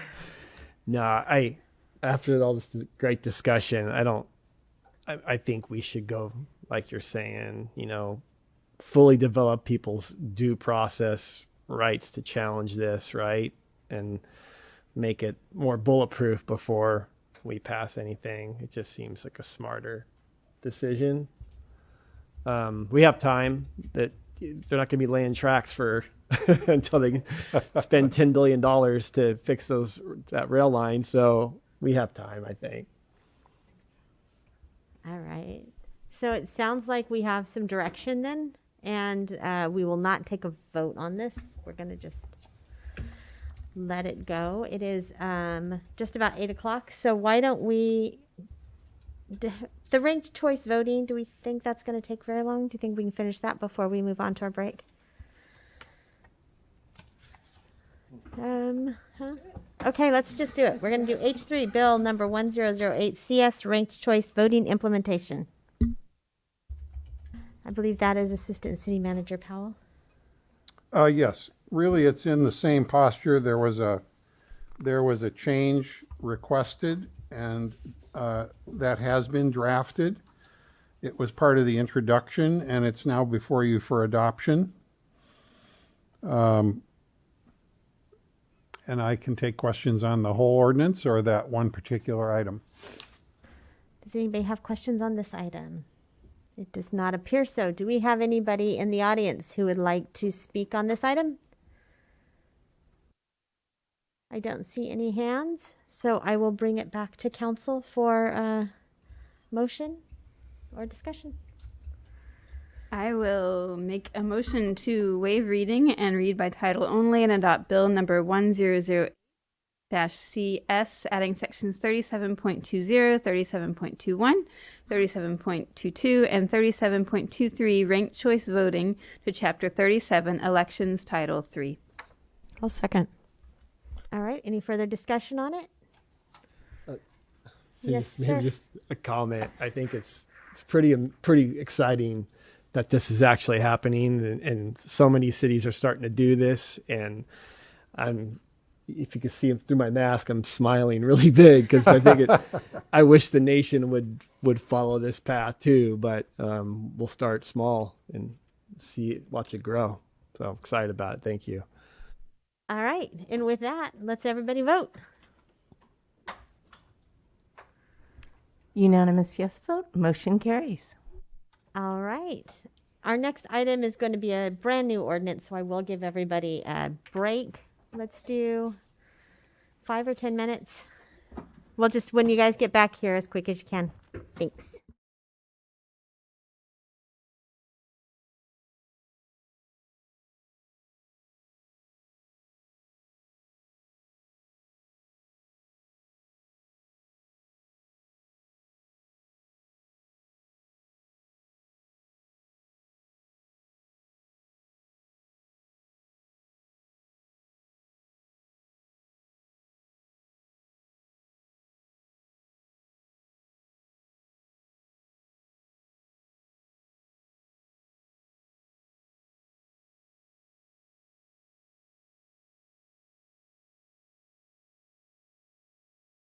Would this also be you, City Attorney Black? This is going to be Deputy Public Works Director Issa. Oh, well, thank you very much. There he is. Good to see you. The shopping carts are. I need help. Sure.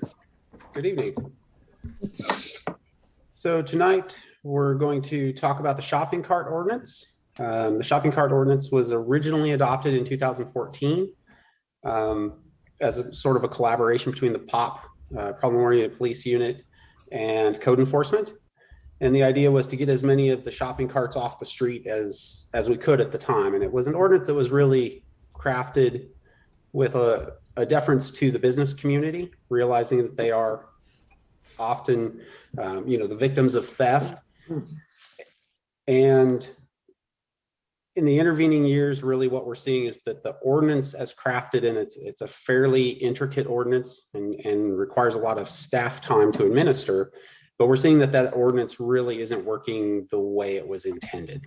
What we're seeing, because of the way it was crafted, there's kind of a requirement that the city, as the carts come in, that they're tagged, that they're date tagged, that they're stored for a certain amount of time, up to 30 days before we can dispose of them. And I think what we didn't really realize at the time is that the best case scenario is that the carts are coming from a variety of different sources. PD's picking them up, the Waterfront Ranger picks a few up, the code enforcement people pick a few up, even Director Gerving picks a few up when he's out and about. And all those carts coming in from different sources, there's not really a standardized way to tag and bag sort of all of those carts so that we know where they came from, who brought them in, when they brought them in, and all of that sort of information. So if we don't know when they came in, we don't know when we can get rid of them. So what we're finding is that carts tend to pile up in the corporation yard. We have a very limited amount of space. It's a very tight yard. That is the fleet services, water and sewer shops, streets shop, all worked out of the same yard there on 14th by Costco. And we just simply don't have the room anymore to be storing 25, 30, 40, 50 shopping carts at a time. The disposal of shopping carts within the yard also takes a lot of staff time, and that typically what we have to do is to get somebody from the streets crew or from one of the utility crews to run a loader to crush the carts that have not been retrieved before we can put them in a scrap dumpster to get rid of them. Otherwise, we'd fill up a dumpster with 15 carts. So that requires additional staff with a specialty piece of equipment to come in and smash carts and put them away. And it's just become really sort of unworkable for us. And it really, at this point, is not seem to be lowering the number of shopping carts that are being left in the alleys and the city right-of-ways and parking lots and other things around the city. Also, what we're seeing is that a lot of the owners of the carts don't have the means to retrieve them. So some of the stores just simply don't have the staff with a truck that can come and get them and take them back. And so they really haven't been retrieving them. And then once COVID started, really the number of owners that would come and retrieve carts pretty much dropped to next to nothing. I don't know if it's because it's not worth it for them to get the carts. A lot of these carts are pretty rough when we get them back. They've had wheels taken off. They've been used as a barbecue. They've hauled a variety of hazardous waste. And it's probably just more feasible for them to buy new carts than to retrieve and clean and rehabilitate carts that have been stolen. So we have seen some limited effectiveness of the cart locks, the wheel locks, but in a trip to Target recently, there was probably 12 carts behind Target that all had one wheel taken off because they were using them to put on, they were actually running a chop shop back there and taking the lock wheels off and stripping the wheels off other carts and putting them on and running off with them. So that has had some effect, but not a whole lot. So really the intent of the changes of the ordinance today that we're putting forward is to lower the administrative burden on staff and try to make it as expedient as possible to get the carts off the street. So we're not requiring that staff tag and bag and hold and collect these carts, notify the owners, give them 30 days to come and get them. We can simply pick up the carts, they're abandoned property, and we can take them straight to the dump. It does include a provision that allows us to fine the cart owners per cart, which is a little different than it was before. It used to be based on all of the instances of carts that were collected on a day was considered a single violation. Now each cart is considered a violation. To be clear, we're not trying to be extra punitive to the businesses. We do realize that they are victims in a lot of this, but really the intent of the ordinance is to retain the tools to provide some leverage to those owners who maybe aren't taking care of their carts the way they should, but mostly to be able to allow staff, whether it's PD or Public Works or code enforcement or whoever it is, if you see a cart, just pick it up and take it to the dump. And that's really kind of the gist of the whole thing at the end of the day. So I'm just here to answer questions and welcome any that you might have. All right, Councilmember Castellano. Thank you. Let's see. I definitely appreciate making this easier and more expedient. I'm just curious, and especially it all makes sense, you know, if carts are in bad shape, taking them to the dump. I'm just curious if it would be just as easy to return them to the store and charge a fee if it was still a cart in good condition, versus take it to the dump. We may, that puts us in the position of having to be the arbiters of what is good condition. One retailer might think, you know, missing a wheel is still fine, and they have a program to put new wheels on them. At the end of the day, what we're finding is that we're calling them to come and retrieve them, and they're not retrieving them anyway. So the assumption is they don't want these carts. So what we don't want to do is have the city become a free cart retrieval service for all of these businesses. It is their responsibility to retain the carts on their site through whatever means they find necessary. Nothing else here. What we're trying to do is you know, we don't want to provide a free service where we have to go out and collect carts for folks. We just need to remove the carts from the right of way when we find them, when they're impeding traffic or they're causing a problem to public health and safety. Councilmember Burgell. I was just curious, how much will the fee be? How much will the fee be for business owners per cart? I believe it's $50. $50 each. So if you were taking, say 6 Target carts were picked up in a day, that would be $300. It could be, but again, that's not not substantially different from all of the other violations that code enforcement deals with. And we do have the discretion to, if, you know, while we can technically fine somebody for every instance of, you know, garbage around a property or high grass or other things, we often will roll it all together, because often all it takes is once to kind of get their attention and then they correct the problem. So we don't feel the need to sort of, you know, bludgeon people over the head with the ordinance. If when we do separate out things like that and start charging individual fines rather than kind of putting them together, is when it's necessary, when we need that kind of heavy-handed leverage, I guess. And will there be an educational process for the businesses? I mean, we'll let them know what's going on, ample information before this ever begins, correct?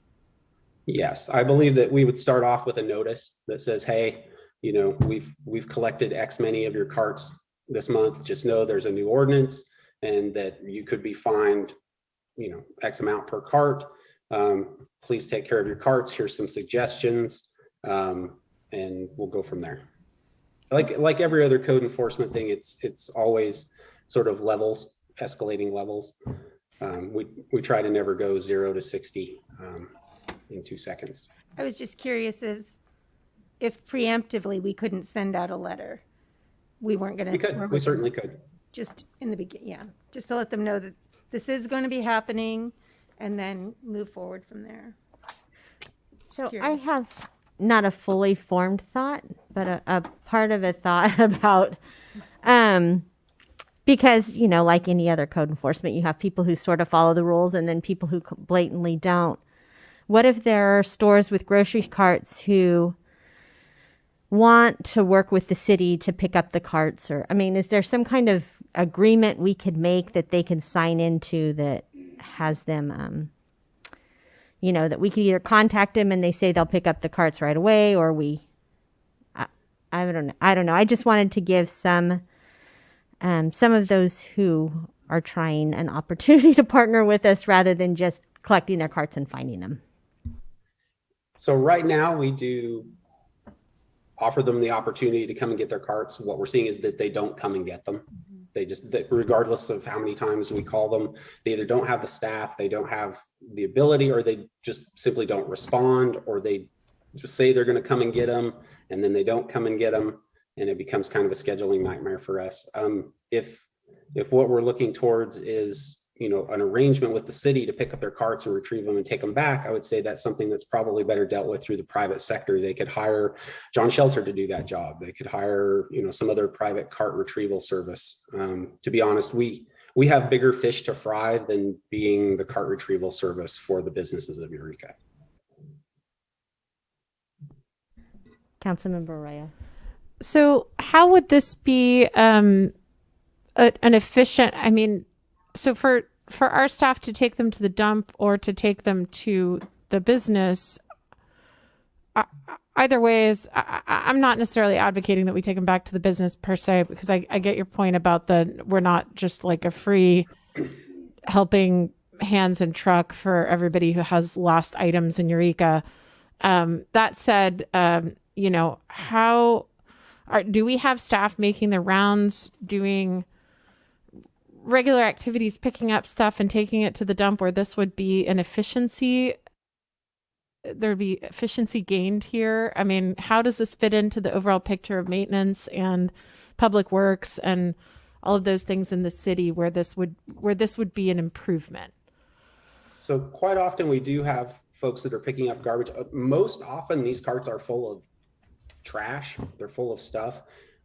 We did retain the parts of the ordinance that pertain to property. If there's something in there that is obviously somebody's belongings in terms of personal papers or effects like that, but most often they're just full of garbage. So it's easier to just put the cart with all the garbage in the truck and take it straight to the dump and dump it out there, put the cart in the recycling, and go about your business. So as those, whether it's Uplift or code enforcement or the Waterfront Ranger, whoever's out there doing general cleanup as part of their duty, or just because they want to help, it's maybe not their job, but they're trying to make the city look better.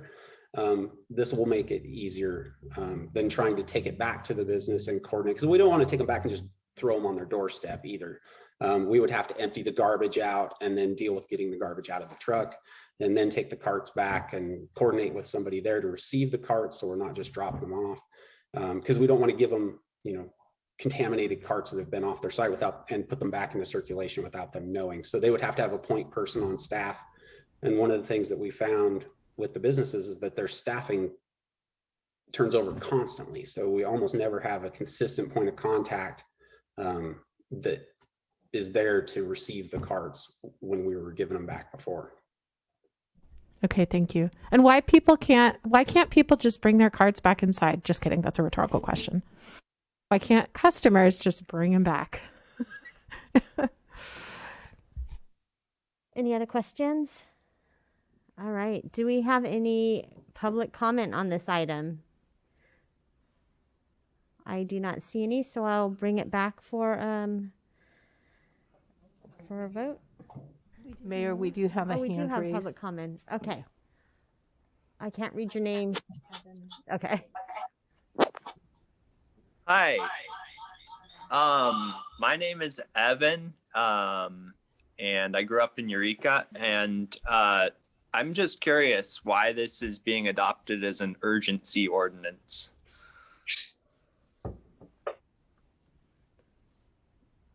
Is it an urgency ordinance?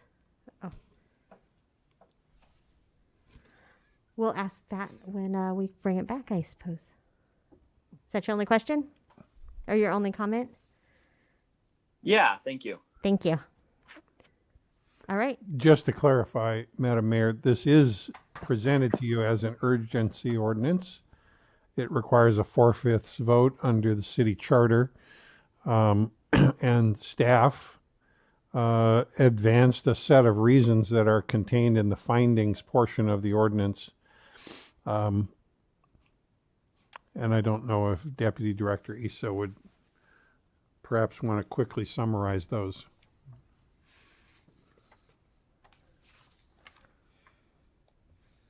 Deputy Director Issa? Yes. So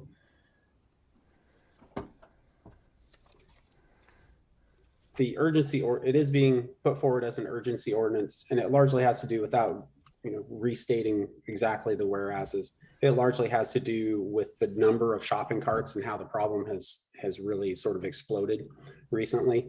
And the fact that the carts are quite often left in the public right of way, on the edge of the street, in the alleys, on the sidewalk. There's obstructing pedestrians and causing problems with the free motion of traffic. And so that's why we kind of brought it forward, because it did seem to be something that has escalated a lot recently.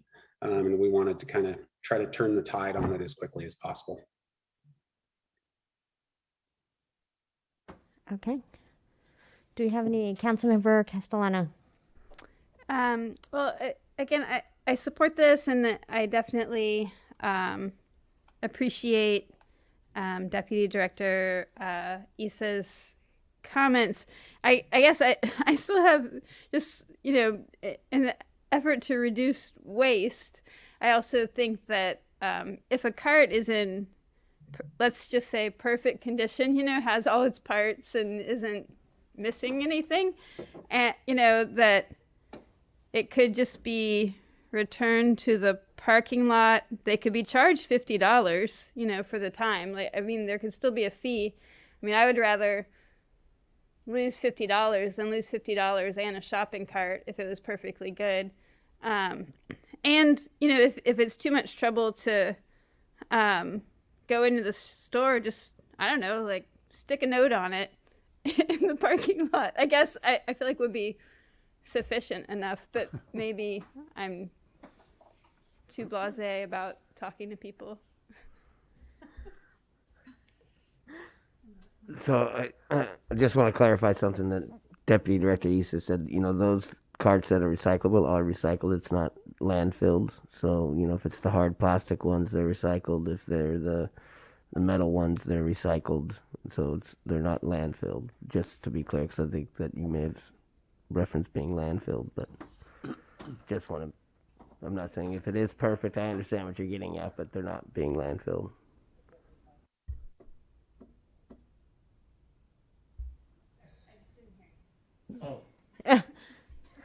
Did you not hear that? So I'm saying it was a little bit mumbly, but okay, they're taken to be recycled. If they're not being landfilled. Okay. Councilman Brighell. So I too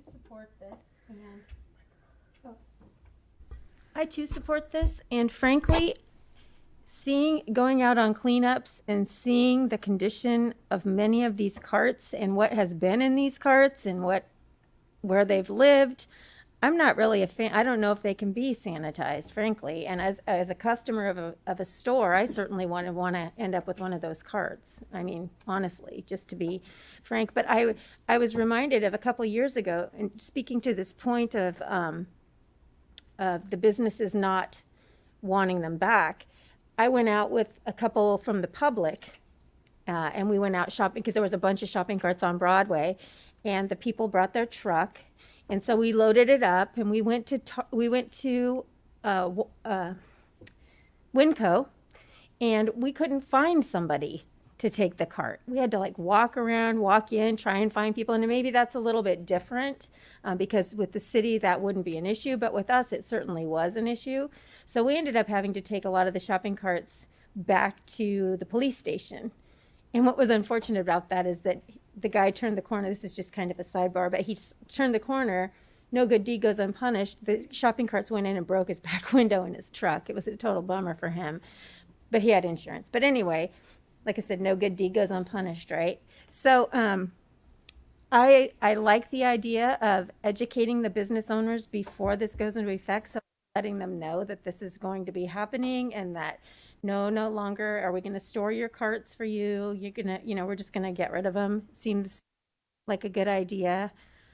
And I think it will streamline a lot of our things because there are so many opportunities. Go out behind, if you go out on Waterfront Trail behind Target, you can go out there any given moment. You'll find 4, 5, 6, 7 in all different various forms of condition.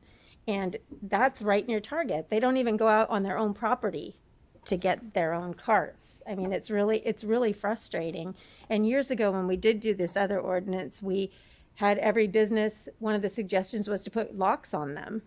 And now we're finding out that that's not working either, that people are actually, chop shopping them. So I like the idea of less trash in our green belts, less trash on our streets, less shopping carts. And they are a nuisance. They're in the trail, they're in the street, they're everywhere. So with that, I'm going to make a motion, then we can discuss it more if you want to. So I'm going to move that we adopted an urgency ordinance number 1009 CS, an ordinance of the Eureka Municipal Code governing abandoned shopping carts. I'll second. All right. Any further discussion on this item? All right. We can vote then.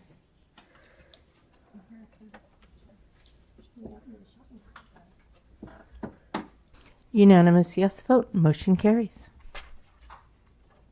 All right. So now we will move on to our reports and action items. Item one, I1, bid number 2021-19 for the Waterfront Specific Plan and CEQA Streamlining Award.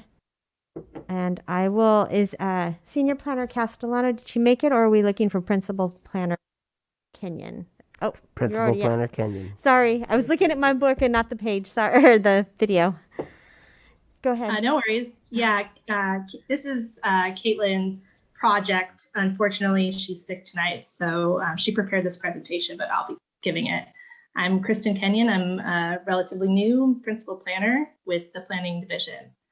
Let me see if I can share my screen.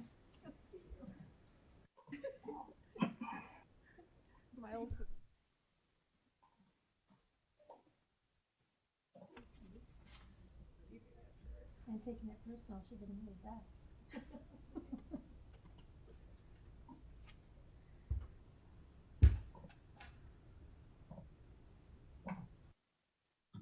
Can you see my presentation? Yes, we can. Awesome. Okay, so on September 7th, 2021, we presented to Council a draft request for proposals to solicit consultants for the development of the Waterfront Specific Plan and associated environmental analysis under CEQA in order to accelerate housing production and streamline housing approvals in the plan area. Tonight, we are here to present an award recommendation for a preferred proposal for bid 2021-19 in order to hire a consultant to prepare the specific plan and CEQA streamlining. So the plan area shown here outlined in green encompasses 130 acres and includes the commercial bayfront, Old Town, and library districts within the coastal zone. Due to the limited budget, the potential expansion of the plan area by approximately 65 acres to include a portion of the city's inland downtown core area in pink here is not going to be included in this planning effort. As a recap, the idea of the waterfront specific plan arose during the 2040 general plan update, resulting in general plan policy LU 2.11 calling for the preparation of the specific plan. Then during the housing element update, a complementary implementation program was added to the housing element. Council authorized staff to submit applications to the California Department of Housing and Community Development for SB2 and LEAP grant funding on August 6, 2019 and January 19, 2021, respectively. And the city has been awarded a total of $215,000 in SB2 and LEAP grant funding specifically for this planning effort. So the RFP was released on September 8th and proposals were due on October 29th. So 2 proposals were received, one from JUDEC and one from MIG.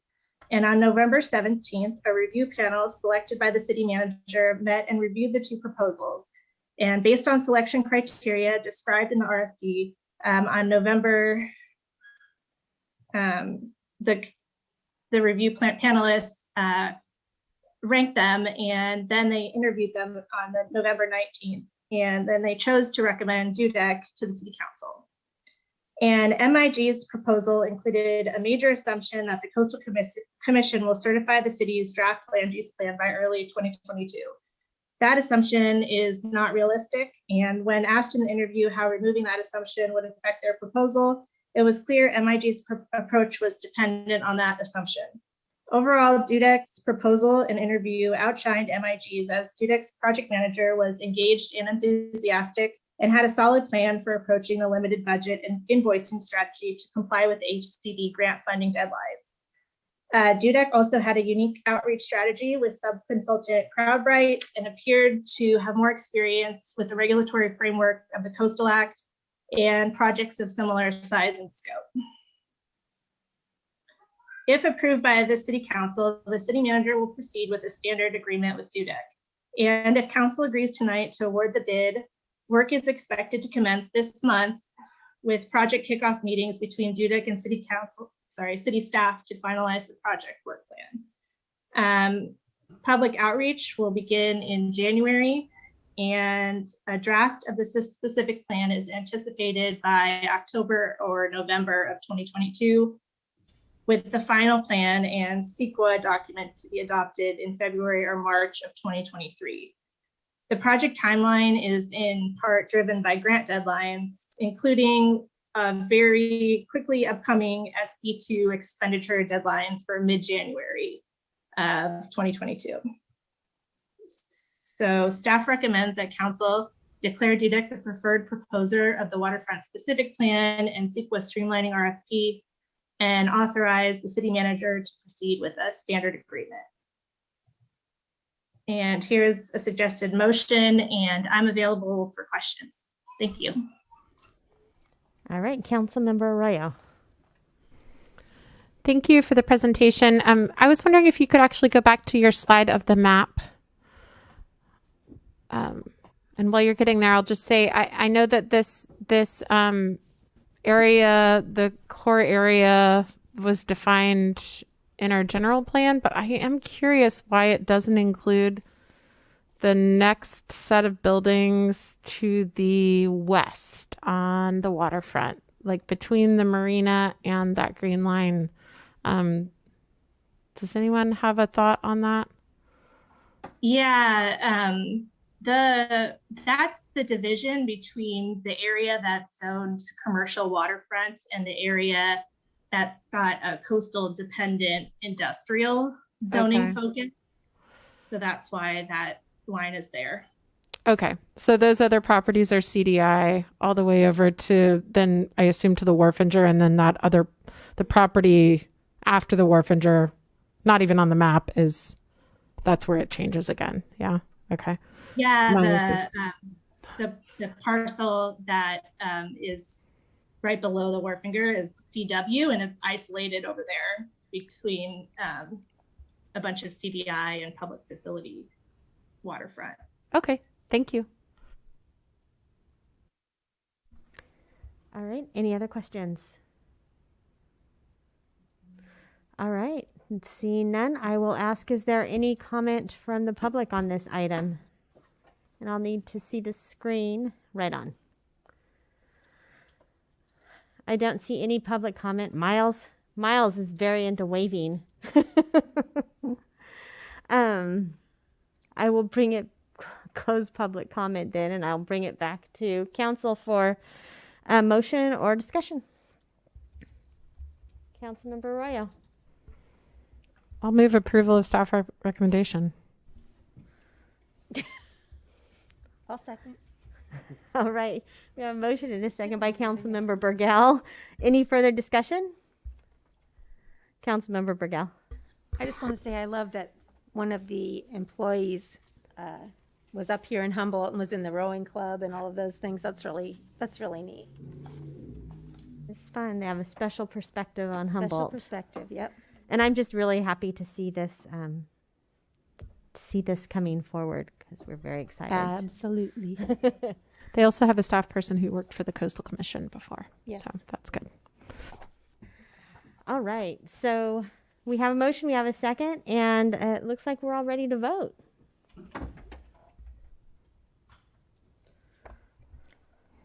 Unanimous yes vote, motion carries. Excellent. All right, so we'll move on to item I2, Strategic Plan Update, American Recovery Plan Act funding, and that will be City Manager Slattery. Thank you, Mayor, and good evening, Mayor and Council. If I'm too muzzled, please let me know, and if you can't understand me. Anyway, this item was brought up during the city manager's report last meeting and was requested to be brought back for, and the ARPA funding was brought up for the different allocations. That's American Recovery Plan Act funding was brought as a proposal for what we could do with that funding, and then it was requested that staff bring back those funding allocations along with information as to how it is in alignment with the strategic visioning goals as well as our CIP. And as a part of that, we are going to do a quick report on an update for the strategic visioning process that we had earlier this year and where the status of a lot of those initiatives are at right now. So you could go to the next slide. Assistant City Manager Powell, those sweet glasses. So the first goal that we established was community pride. The first initiative under community pride was the 2030 Park Improvement Project. That is pending, and the estimated completion date is December of 2022. Melton Design Firm was selected through an RFP process to do the design work for that, and the process should be completed of this year. And then, they were selected in 2021. The process should be completed by the end of this year, if not in January. And then those plans will be used to go out to bid for the project. And we're expecting that to be a full season of construction, and it should be completed by December of 2022. The Climate Action Plan is pending. We're expecting adoption by council in 2022. Right now, county had a slight delay. They anticipate bringing an administrative draft, we do, to council in early 2021. And the county plans to do the sequence notice of preparation by the first quarter of 2021. And then that will be followed up with an environmental impact report. And the climate action plan process could take approximately a year. So they're looking at December 22 of it being finalized. Adopt an ordinance in commercial areas regulating receptacles and common receptacle locations as it relates to solid waste and recycling. Currently, staff is looking at alternatives and looking for examples in other jurisdictions. Right now, have been partnering with businesses in the Opera Alley location adjacent to, I'm going to butcher the name. Anyway, kind of by the Clark Plaza, and looking at a plan for the businesses in that location to combine their receptacles and put them into a secured area. And then we're also working in Snug Alley by the Old Town restrooms to do the same. And both of those are in process right now. And so, but something should come back to council as far as an ordinance or some sort of program by March of next year. The Broadway Corridor Improvement Project obviously is pending, and we're continuing to work with Caltrans, all the agency stakeholders to advance the project. The Clark Plaza upgrades were completed in June of 2021. We replanted and re-landscaped the area. I think it looks great. And we did notice at the last Arts Alive that the tables were out, which is nice, to provide a sitting area for people to enjoy meals or lunch or dinner. Then the eco trash baskets are happening bi-monthly. They're ongoing. The city still participates with the Pack Out Green team to put those on and to recruit people. And we partnered with local businesses for donations and incentives for volunteers to get more participation. And then the Empower Eureka Neighborhood Beautification has obviously been launched, and it's growing. It started in September 2021. There's groups that have been established on West Wabash with the ringleader of Robin Prasker and council member Castellano. And they held activities in May, July, October. And also in the SENA group held activities in September and October of this year. Next slide. Oh, look at you. You're on top of it. The next is the Grace Martin Memorial Park. That is the park that we received an estate for in order to construct from Grace Martin and Hardy, and I apologize, I don't remember the husband's first name, but they donated their estate so that they used to enjoy their lunch on the waterfront, and they wanted us to put a park facility. Currently, it's in the design phase right now. Because of the other park projects that we have coming up, we probably won't be going out to construction 2023, but we will, depending on how other things look, try and expedite that. The H&I Corridor project is in design. We've received the $2.3 million grant from the Highway Safety Improvement Program to fund the project, and it's currently in design and slated for 2023 to be implemented. The Henderson Center Street project, as you all know, is pretty much complete. It should be done by this month. There's just some final punch list items remaining. We did hire the full-time code enforcement officer in September of this year, and they're currently working and helping with some of the abatement program. The CSET officer, as you're all aware, we're having still a deficit. While it's gotten better in our sworn officers, we still have a deficit, and there's been a lot of moving people around and stuff. We've had some laterals come, but we're hoping that by summer at the latest that we could have this position filled. What staff has done in the interim to help out EPD is to hire some non-sworn positions, and I'll get to that later, but there's a non-sworn park to help out with some of the workload for EPD. 2 new full-time equivalents in facilities. We hired a maintenance specialist, and we're currently recruiting for the maintenance technician. The 2 new park FTTs, we did go out to a recruitment. We hired 3 employees. We're in the process of training them and that we're establishing in Old Town. And unfortunately, we not only lost an existing employee, but 2 of those employees that were hired are no longer there. So we just another recruitment, and it was a good recruitment. We have 35 applications in right now, and we're going through that process and hoping to having some by the beginning of the year, and then start that Old Town route, and once we get everybody up to staff.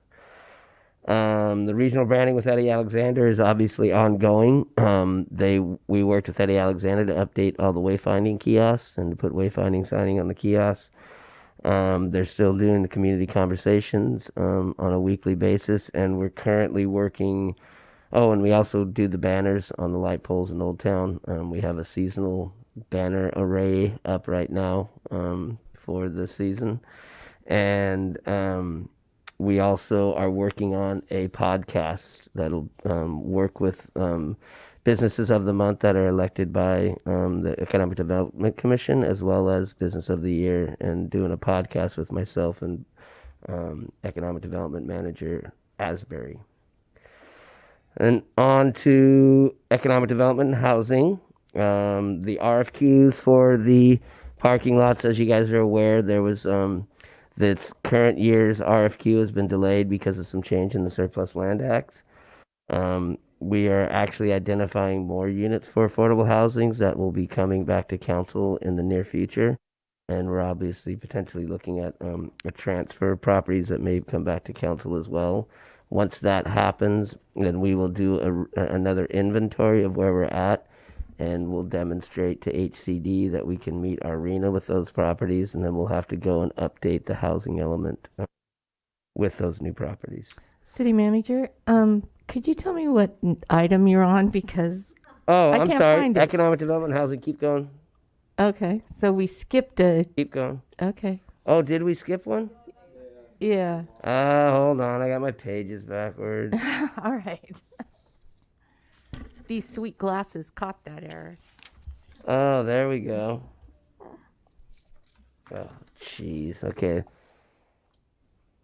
Okay, so the Sequoia Park Improvement Project, I'm just going to go off the screen, so I'm going to have to get a little close to this. So, phase 1 is complete. Obviously, the new playground's installed and the restroom is there. And phases 2 and 3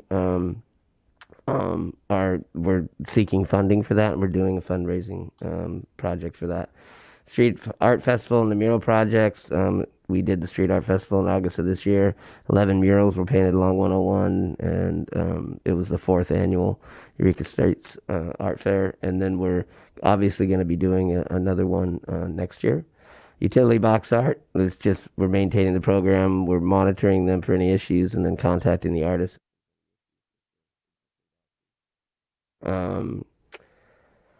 We are trying to utilize that on off-hour projects. At this point, at the beginning of the program, there hasn't been a need to utilize. The volunteer trail stewards is ongoing, and the 3 volunteer trail stewards programs are still in place and still operating.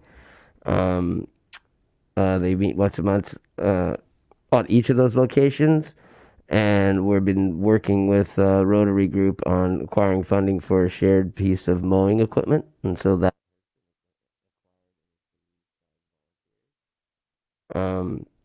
the job skills training program is complete. It's up and running now. Again, we had a downtime for COVID. We did a pilot program for the job skills training program for culinary arts, and it went over very well. And we did receive CDBG funding to retrofit the commercial kitchen at the municipal auditorium. And once that's complete, we'll be starting up a culinary skills, job skills training program, which will be a great addition. And I'm sorry, you can do the next one. I'm sorry. Now we're at the housing. So we went over the 7 cities. We've already talked about the adoption of the climate action plan in the previous one. The homeless action plan is pending. Our Uplift staff is currently working on that. We're hoping to have a draft to you guys in January. It may be a little bit more delayed depending on our coordination with the other stakeholders. We already requested from the homeless leadership group curriculum, continuum of care, as well as HHHC. I forget what the acronym means, but there's another one that we're going to give this draft to so that they can provide before we bring it to you guys. The ADU financing program is pending. We have permanent local housing allocation, a non-competitive funding that we're looking at taking that money and using it so that property owners can use that as a loan for us, because it's very difficult to get financing for these ADUs, and they would get that as a loan and partner with AEDC, that once those are built, the AEDC would carry the loan, reimburse us for those costs, and we can have that as a revolving loan for property owners, so we can increase our housing stock. The alternative response and the diversion program. The diversion program has been up and running. It hasn't had a lot of traction. There's been some issues with COVID, I believe, but also with some mental health issues and having people responding and complying. But we're still offering that program to people who have minor infractions. And alternative response right now, we're working on homeless housing assistance program. It's a funding that we get from HHAP from the county, and we're looking at partnering with Providence, and we're having a hard time because when we partner with Providence, it's basically kind of a sign-up sheet for their mental health clinicians that they could come and respond, and it's going to be very hard to coordinate a routine response and scheduling for that. And so what we're looking at doing is in the next funding, it's potentially funding a full-time mental health clinician, so that it could be, they need these certain certifications in order to respond and oversee the people that are responding. And so we're looking at alternatives to try and get a full-time mental health clinician so that they can oversee those responding to calls for service. So we're hoping there should be something in 2022 that comes back to you with more information on that. And that was Measure Z funding. Oh, what did I say? H. Just clarify. That was another one, but no, it's Measure Z. Then CSET. Oh, did you go back? So we still have the vacancies in CSET, the ranger and the Old Town position. Obviously, patrol. They've been rotating people in and out. We're trying to help them with those non-sworn officers until we can get the recruitment's up and going. We do have people in the academy, and that's a very long process. But so we're trying to get more people recruited into EPD so that we can fill those positions. We're obviously continuing the pursuit of grant funding. We talked about, the grant today that we got from the waterfront specific plan. We are getting that HAP grant from the county of $160,000 that'll help fund some of these initiatives. We're still waiting on the results of the Cooper Gulch Prop 68 grant, which should be coming soon. I think it was supposed to already come, but we haven't heard from that yet. Like I said before, participation has been limited in the diversion program, either by lack of follow through from the people that it's been offered to, or some inability to participate because of mental health issues. But we're still offering it and trying to promote that. And the next one, we completed the funding through the general fund for Uplift in the fiscal year budget this year. The Link project is going forward. The Affordable Housing and Sustainable Communities grant, this date says the 26th, but we just received an email that we're going to hear back on the 10th about that grant. And so we will inform council. We do rank high. The points came out favorable for us, so we're optimistic on that. As far as preventing community members from losing housing and becoming homeless, we've tried to reach out to the Salvation Army. We've been told that they do have a program in place. We haven't heard back from them, so we'd like to kind of help supplement what they're doing. But the HAP funding that I spoke of earlier that we're getting from the county, we are going to set aside $40,000 of that grant and develop a prevention program and have something back to council for you guys to consider by March of this year.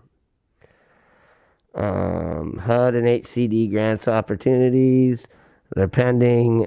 We're working with developers to identify properties and also property owners that would be suitable for this type of grant. The turnaround is very difficult. It's 8 months once you get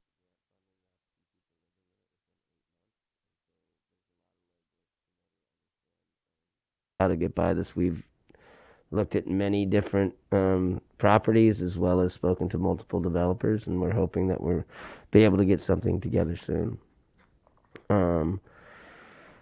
Uplift Eureka is obviously ongoing. We continue to do rapid rehousing. We've filled all of our positions that were allocated through the budget, and so we have another housing coordinator, and we also have another homeless outreach worker.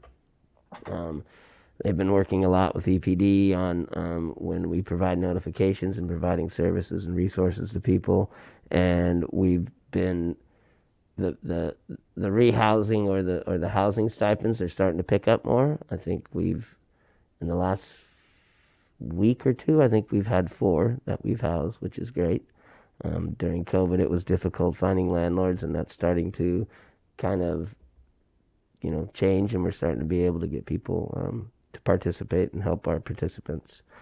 The vacation dwelling unit, we were going to have it here to you today with some stats about that, but we saw that this was going to be long, so we are bringing that back to the council meeting on the 20th or the 21st, excuse me.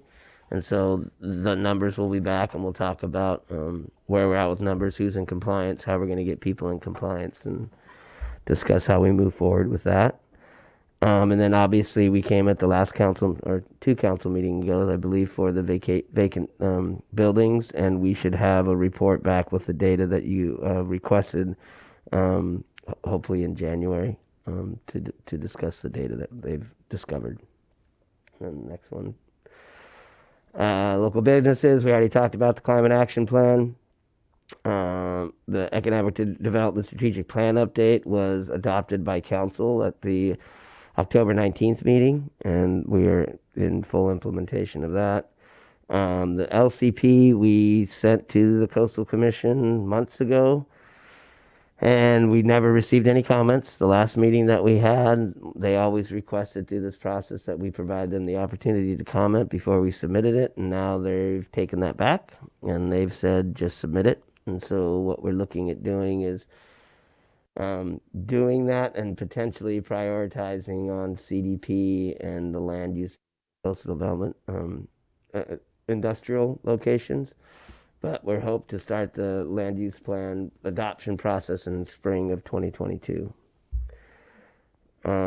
Implementation plan, we're going to use what was approved tonight for the waterfront specific plan to kind of help with the implementation plan update. And so we're looking at March of 2023 for that.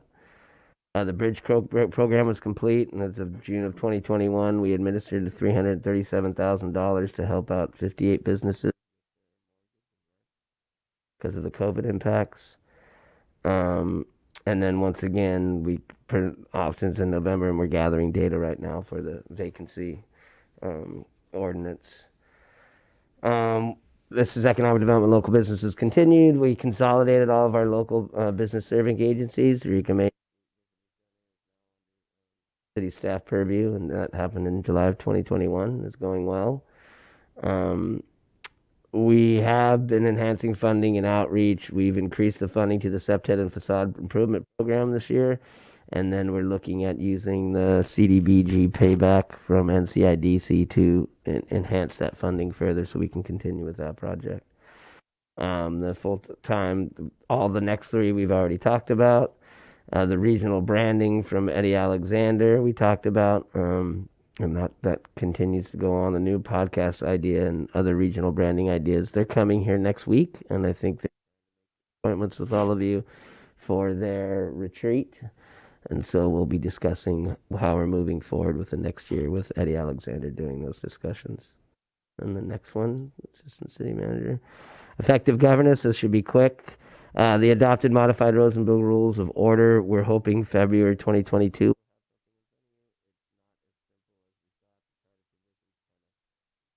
They don't conflict, but they don't really match with the Rosenberg Rules and Order, so we have to make some adjustments so that it works. The balanced budget was complete in June 15th council meeting. We consolidated the boards, commissions, and committees September 7th through the ordinance updates. We continue with the Eureka Municipal Code updates, with the zoning code updates, which you'll be receiving one next council meeting from planning. We did the boards and commissions, Eureka Municipal Code updates as well, and we'll continue with those updates as needed. The policy updates, we did the COVID the mandatory vaccine policy. The pension policies are approved today, and we'll be bringing more updated policies. We added the new business section in August 3rd's council meeting, and the boards and commissions and committees handbook has been completed by Assistant City Manager Powell, and they were approved on October 19th. And so that is going to be a part of the training process that Mayor Seaman, or not training, but I guess you call it training, yeah. Training process that's going to go to all of our boards and commissions coming up here. Next one. Diversity, Equity, and Conclusion Plan is ongoing. We adopted it on September 7th. We came back to council and we got the behaviors and the action items approved for that. We're in the process of implementing those action items right now. We eliminated the redundant boards, commissions, committees. That was done on September 7th. For employee welfare and development, we did class and comp modifications for hard-to-fill positions that were behind on other areas. We made some adjustments to equity and retention benefits related to EPOA and ECEA so that they're consistent with one another. We've increased equipment loan funds. We've added Cesar Chavez holiday as well as to the holiday schedule.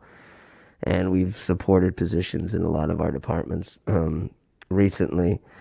We're looking at some more employee welfare and development programs, potentially looking at how we're doing at the daycare, and potentially instead of having half off for city employees, maybe making it free for city employees. And so we'll be bringing that back to council as well. Update, can we not understand me? Am I mumbling? Okay. We did update the muni code for the boards, commissions, and committees once again on September 7th. And then we did finalize all of our MOUs with our bargaining units. We came to an agreement and council approved ECEA's benefit package on June 15th, EPOA on August 17th, and then mid-management and confidential on September. And then transportation safety, the Beta Zoo Trail is pending. It's obviously in the preliminary design. They're doing the preliminary environmental assessments. It's been adopted, the document, and they're seeking funding for right-of-way design and construction currently. They did apply for the ATP grant and weren't successful, but they'll continue to look at other funding options. Broadway Corridor Improvement Project is pending. I've talked about this before, still working with Caltrans and all the stakeholders. C Street Bike Boulevard is pending. The 2020 Highway Safety Improvement Program funding was not successful, but we'll continue to pursue funding for that.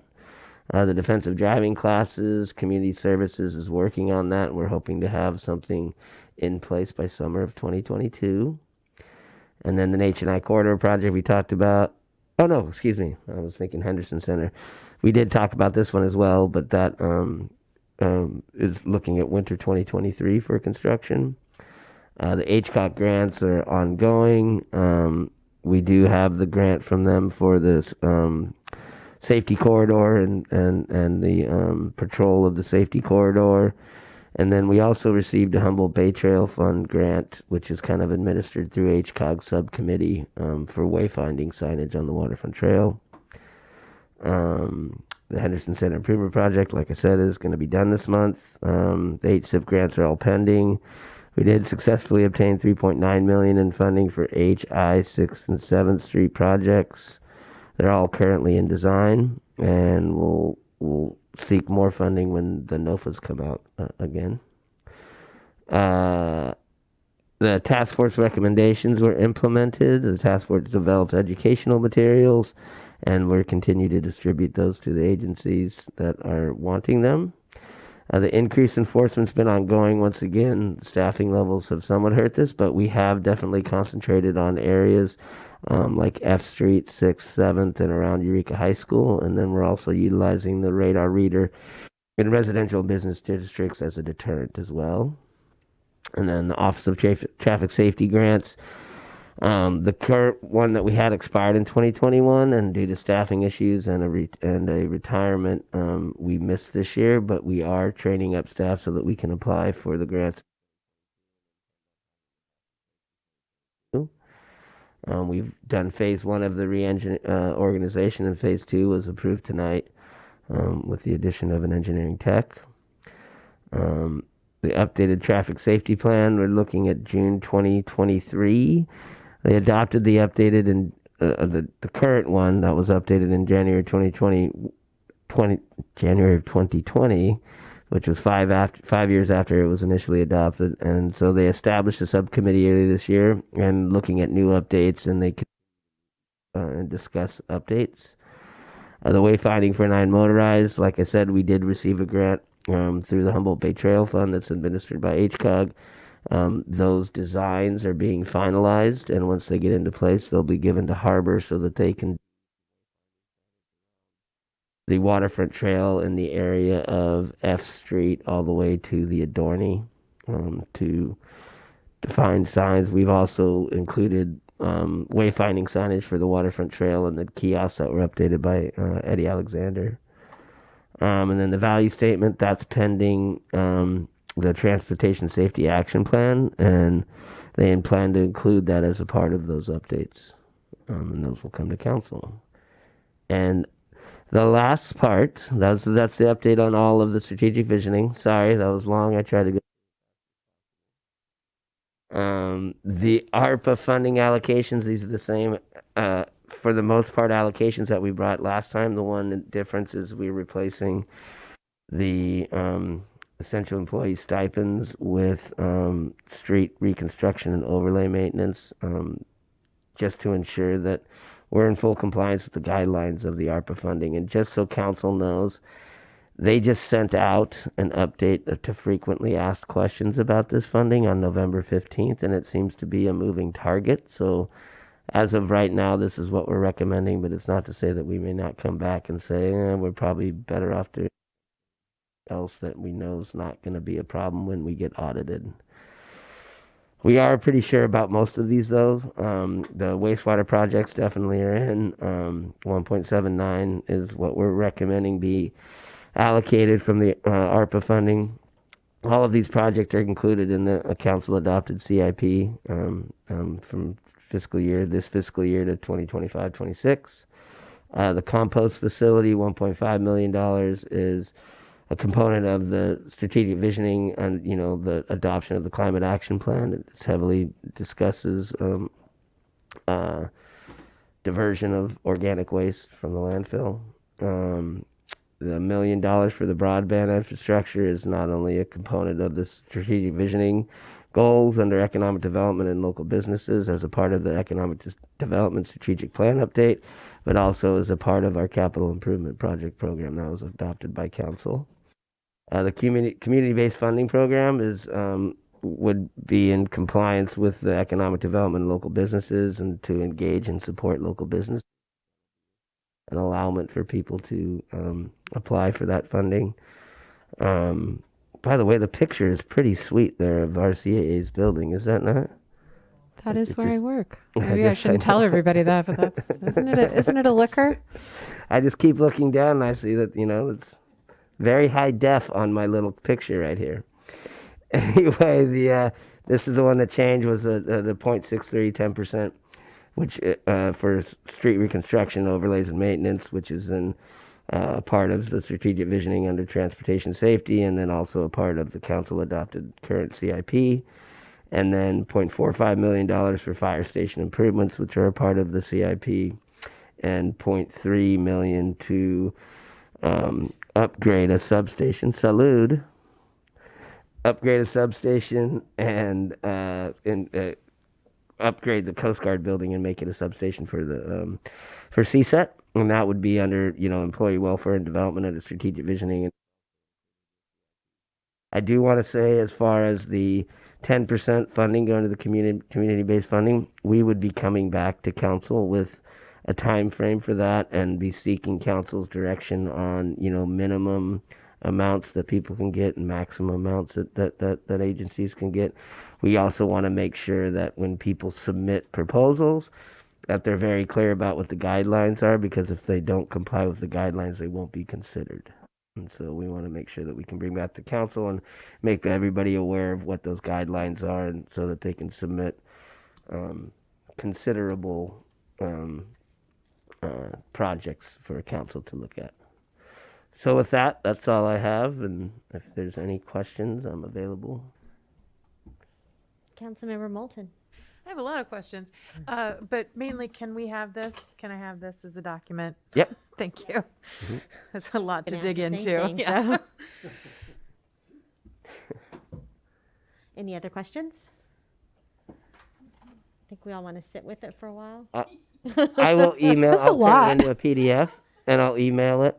There was a lot of stuff when I got into this. What I did is I put together a spreadsheet and sent it out. They filled it out, and I had to try and streamline it as much as possible. There was a lot more information in it than that, but there are a lot of initiatives that we're trying to get accomplished. And I think we're doing a pretty darn good job. So generally, we don't have public comment at this time, but I see Colin has a comment. So Colin. Thank you. I appreciate it, and I will keep it brief. I just wanted to note that, as you just saw under the ARPA funding, street repairs and maintenance are put under the goal of transportation safety. And I just wanted to say that isn't necessarily true, depending on the projects, that in fact, repaving without accompanying safety features actually tends to decrease safety because people drive faster on fresh asphalt. So just want to take the opportunity to ask you to consider a policy that commits to implementing feasible traffic calming and complete streets and other safety features when the city does that kind of work. Thanks. Thank you. Okay. All right, so we are done with the city manager's report. Oh, wait, that Oh. was a report in action I'm item? sorry, that wasn't. That was your strategic plan update, and now we have the next item. Are you all done? Are you? We do need a council vote to adopt the funding allocations for the ARPA I funding. move. Did you call on me? I move Yes. that we receive a report on the status of the 2021 Strategic Visioning Initiative, American Recovery Plan, ARPA funding allocations. And thank you so much. That was a great report. It was long, but it's great to hear how much wonderful stuff. I'll second. Thank you. Any discussion? I was totally on city manager's report in my head. Go ahead, Natalie. I hear that comment about complete streets, and I just want to note that I recognize that, and I did want to ask for something similar later in the agenda, in just a few agenda items. So thank you for that comment, and thank you for the incredible report. So what I was thinking when I asked for how it aligns with our strategic plan was something like the table that you gave us, where it showed which strategic plan initiative or goal it fit into. But that report was phenomenal, and now I'm excited to have that later and to be able to refer to it. And I'm just amazed at how much staff have been able to get done, and as far as implementation of our strategic vision this year. So thank you for that. It's awesome. All right. Any other discussion? Are you ready to vote?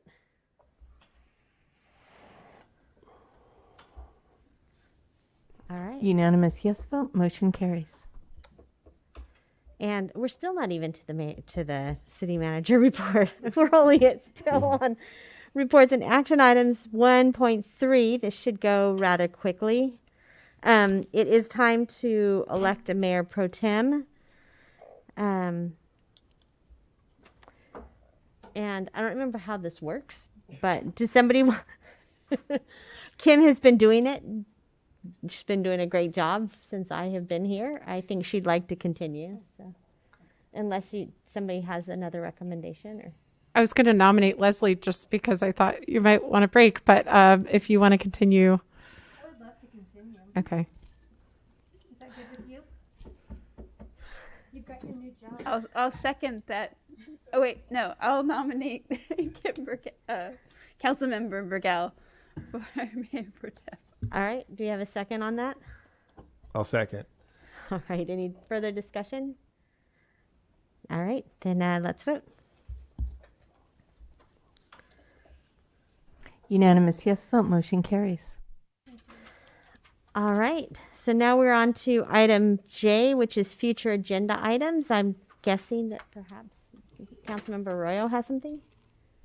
I do. I was going to ask if we could explore a complete streets policy, and I swear I was going to ask it before that comment came up, but that we consider adopting a complete streets policy, and hoping that staff could bring back information about doing that.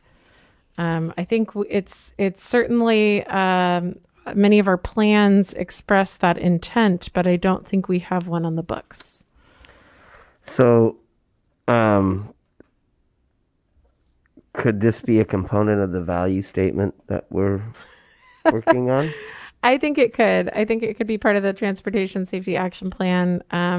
It could also be a standalone. I think there are like plug and play complete streets policies that many cities have adopted, but I do to include it in something that we are already having the Transportation Safety Commission work on, and empowering that to come from them. So I think that makes sense. I don't know. So then you want an agenda item on here, or do you want it to go to the Transportation Safety? I think if they include it in their, if you can please relay that to them, the interest in that. They may have already been planning to propose it anyway, but that sounds good to me. Then we don't need to agendize it right away. All right, and then Councilmember Burgell. So I attended Arts Alive last weekend, and I know we all got an email from a person that was down there. I would like to have a conversation about how we can do street closures during Extra Live. The way people were driving was pretty, at times, not so good, especially right there near the gazebo. And I know that we've talked in the past about street closures, but I think that would be really something good to explore, especially as we continue to grow our events with, things opening up. And then also, is creating a way to have restrooms for that event, whether that is porta potties, whether that is, I understand that our bathrooms get, vandalized by certain things, but we need to have something for people to use the restroom. So here's what happened that day. So we had one of our single Parks employees that was hired recently. That Parks employee forgot to open up the restrooms, so they weren't open during the day. They were open for the event. As a matter of fact, they were open all weekend. But during the tuba festival, musical performance, they weren't open because of a snafu at staff level. Our community services deputy director receives special events, and we've discussed with them that if there is an issue with the bathroom, that we need to notify the event holders that they're porta potties. But this weekend was an anomaly because the staff person that was on staff was new and didn't remember to open up the restrooms during the day. So I just have concerns about the restrooms because I hear about them all the time being closed. And maybe that was a snafu, but how often are they open? So they were closed for a long period of time because of things that were stuffed into the plumbing, and so we had to jackhammer the entire concrete out and fix it, but it currently is fixed. It has a larger it has more heavy-duty plumbing in it, and so we're hoping that doesn't become an issue. The only way that we could really address this is that if and when that happens, that we need to make sure that during those special events that the people holding the events are aware that they need to get porta potties. So yeah, I'd like to see us, I don't know if we have to talk about that then, but I certainly want to talk about street closures for Arts Alive or for events. Yeah, what we would do is probably bring that to Eureka Main Street Board and have that discussion about and get their input from them, because I know that they've had concerns about that, and then we could bring something back to council. We have proposed street closures for Arts Alive, and especially if we're expecting a very large crowd around the gazebo, presentations, those things. The businesses down there prefer to have the streets open, but it's a discussion we can have again with Eureka Main Street, get their input, and report back. I would appreciate, I don't know if anybody else is interested I was in going to that, say, do but- we have consensus on hearing about that when it comes back?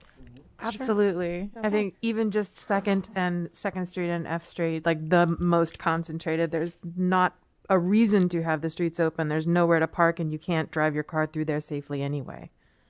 But that's an opinion, sorry. So the process will be first going to go to Main Street, then come back here. So it won't be at the next meeting, or it'll be after you talk to Main Street about it. I think the next meeting for Main Street's in January, because this one did we already? Correct. The December meeting was canceled as businesses are very busy, and I wanted to cancel that. But we'll figure out a strategy and we'll get a report back. And, obviously, we're getting their input. The city, for public safety, we can close the streets, especially if the event is too large. But we like to work together with our businesses and make sure we're all on the same page. Yeah, and hopefully mitigate any concerns that they have. It would seem the only real downfall to that would be for the vendors or the people that were driving their stuff in. But if they were able to do that before and, after everything is closed up, that would be, do you know what I mean? Like the people that bring their stuff and table at Arts Alive, they would probably need to come a little earlier, that type of situation. But certainly, I'd like to have the conversation. Councilmember Arroyo, did you have something else? Oh, just since it sounds like this is going to go to Eureka Main Street for discussion, I think my only concern would be around, besides the businesses, around emergency vehicle access. But I think that's always a consideration when we. So I'm sure that can be overcome. I just imagine that it's a lot of people concentrating and there might be a need for that. So yeah, that's my only concern. All right. So it is 9:18. We have the city manager's report. Is Robin, are you ready to do it? And do you think you could do it in like 10 minutes, or should we extend the meeting? She promised me it was 10 minutes long. Okay. Well, then we'll move on to the city manager's report. I'll let city manager Slattery introduce it. So for tonight's report, we have project manager Prasker and community services director Wood. I believe it's going to go directly to project manager Prasker. I think Donna will say just a quick introduction for me. Okay. And they're here to talk about the AB 1383, the organic waste legislation that's been passed and where we're at with it. Yes, hello again, Mayor and Council. Staff are very excited to give a quick update also on our zero waste action plan and what we've been working on and where we are at as of now, as well as SB 1383. This effort is going to be one of the biggest waste management efforts for Eureka and our entire region. We have been having a ton of success recently, working together with all of the other cities and county within our region. And environmental project manager Prasker is going to take it away and give you a very short, quick, brief, everything you need to know, ready to go. Prasker, take it away. Thank you. And thanks for showing us your cute little puppy. Okay, I'm going to share screen.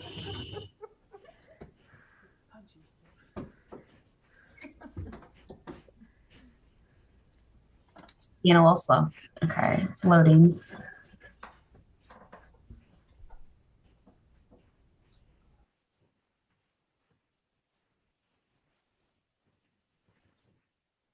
I think my Surface Pro with Zoom and PowerPoint is struggling a little bit, but I'm hopeful it's going to load.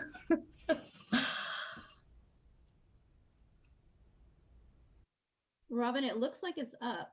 Is it up for these guys? I have a black screen. Uh-oh.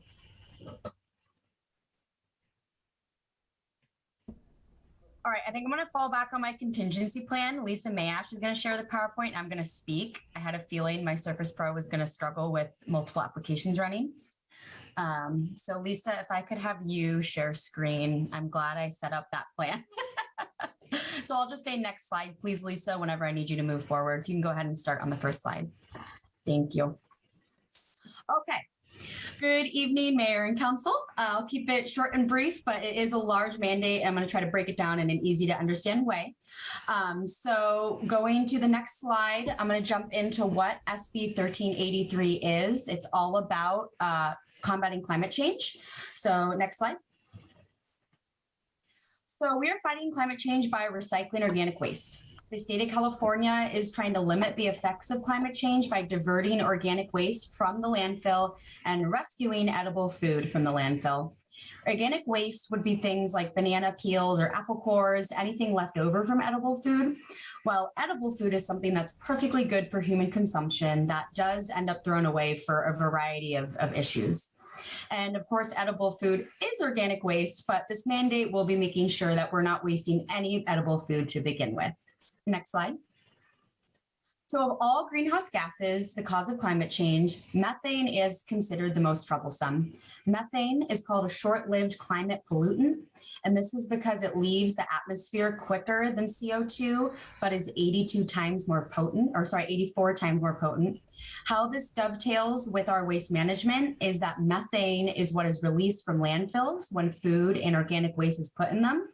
So this is why we're going to be removing organic waste from the landfill to lessen methane emissions. And landfills are the third largest source of methane emissions in California. And all of this falls on local cities and counties to implement. Next slide, please. So there's quite a few pieces to the mandate, and here it is broken down by section. So we will be providing all residences and businesses with curbside organics collection. We will establish an edible food recovery program. We will conduct education and outreach to the community about waste reduction. The city will need to procure recyclable and recovered organic products. We'll need to ensure we have access to the recycling and edible food recovery capacity that we need. And we will monitor for compliance and conduct enforcement activities. Next, I will elaborate on each section. Next slide, please. So first, we will be developing universal collection of organics, and the mandate will also require that all containers, whether a tote we have at our houses or a commercial dumpster, are color-coded and that they have labels that tell us what items are acceptable. We've actually begun doing labels on our recycling bins with Recology, so we will be seeing more of that as new bins are phased in to meet this requirement. Businesses will also need to have labeled bins for customers to use if they generate a certain material. So for example, a coffee shop that serves food may need to have an organics bin for customers to use to compost their food waste, and it would need to be clearly labeled. Education and outreach will also be required to keep contamination rates low and ensure our programs are functioning effectively.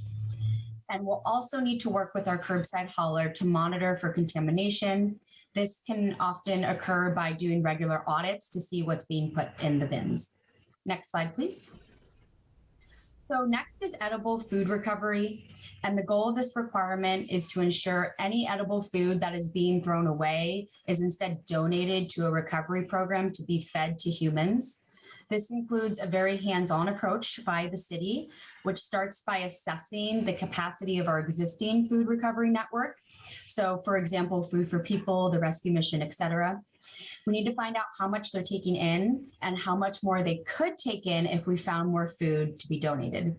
If we do find out that our current food rescue network is strained or at capacity, we will need to make plans to expand the existing food rescue infrastructure in our region.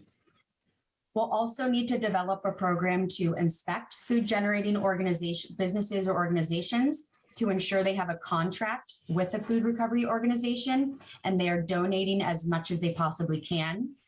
And then we'll conduct education and outreach to ensure the community and businesses can be compliant with these requirements.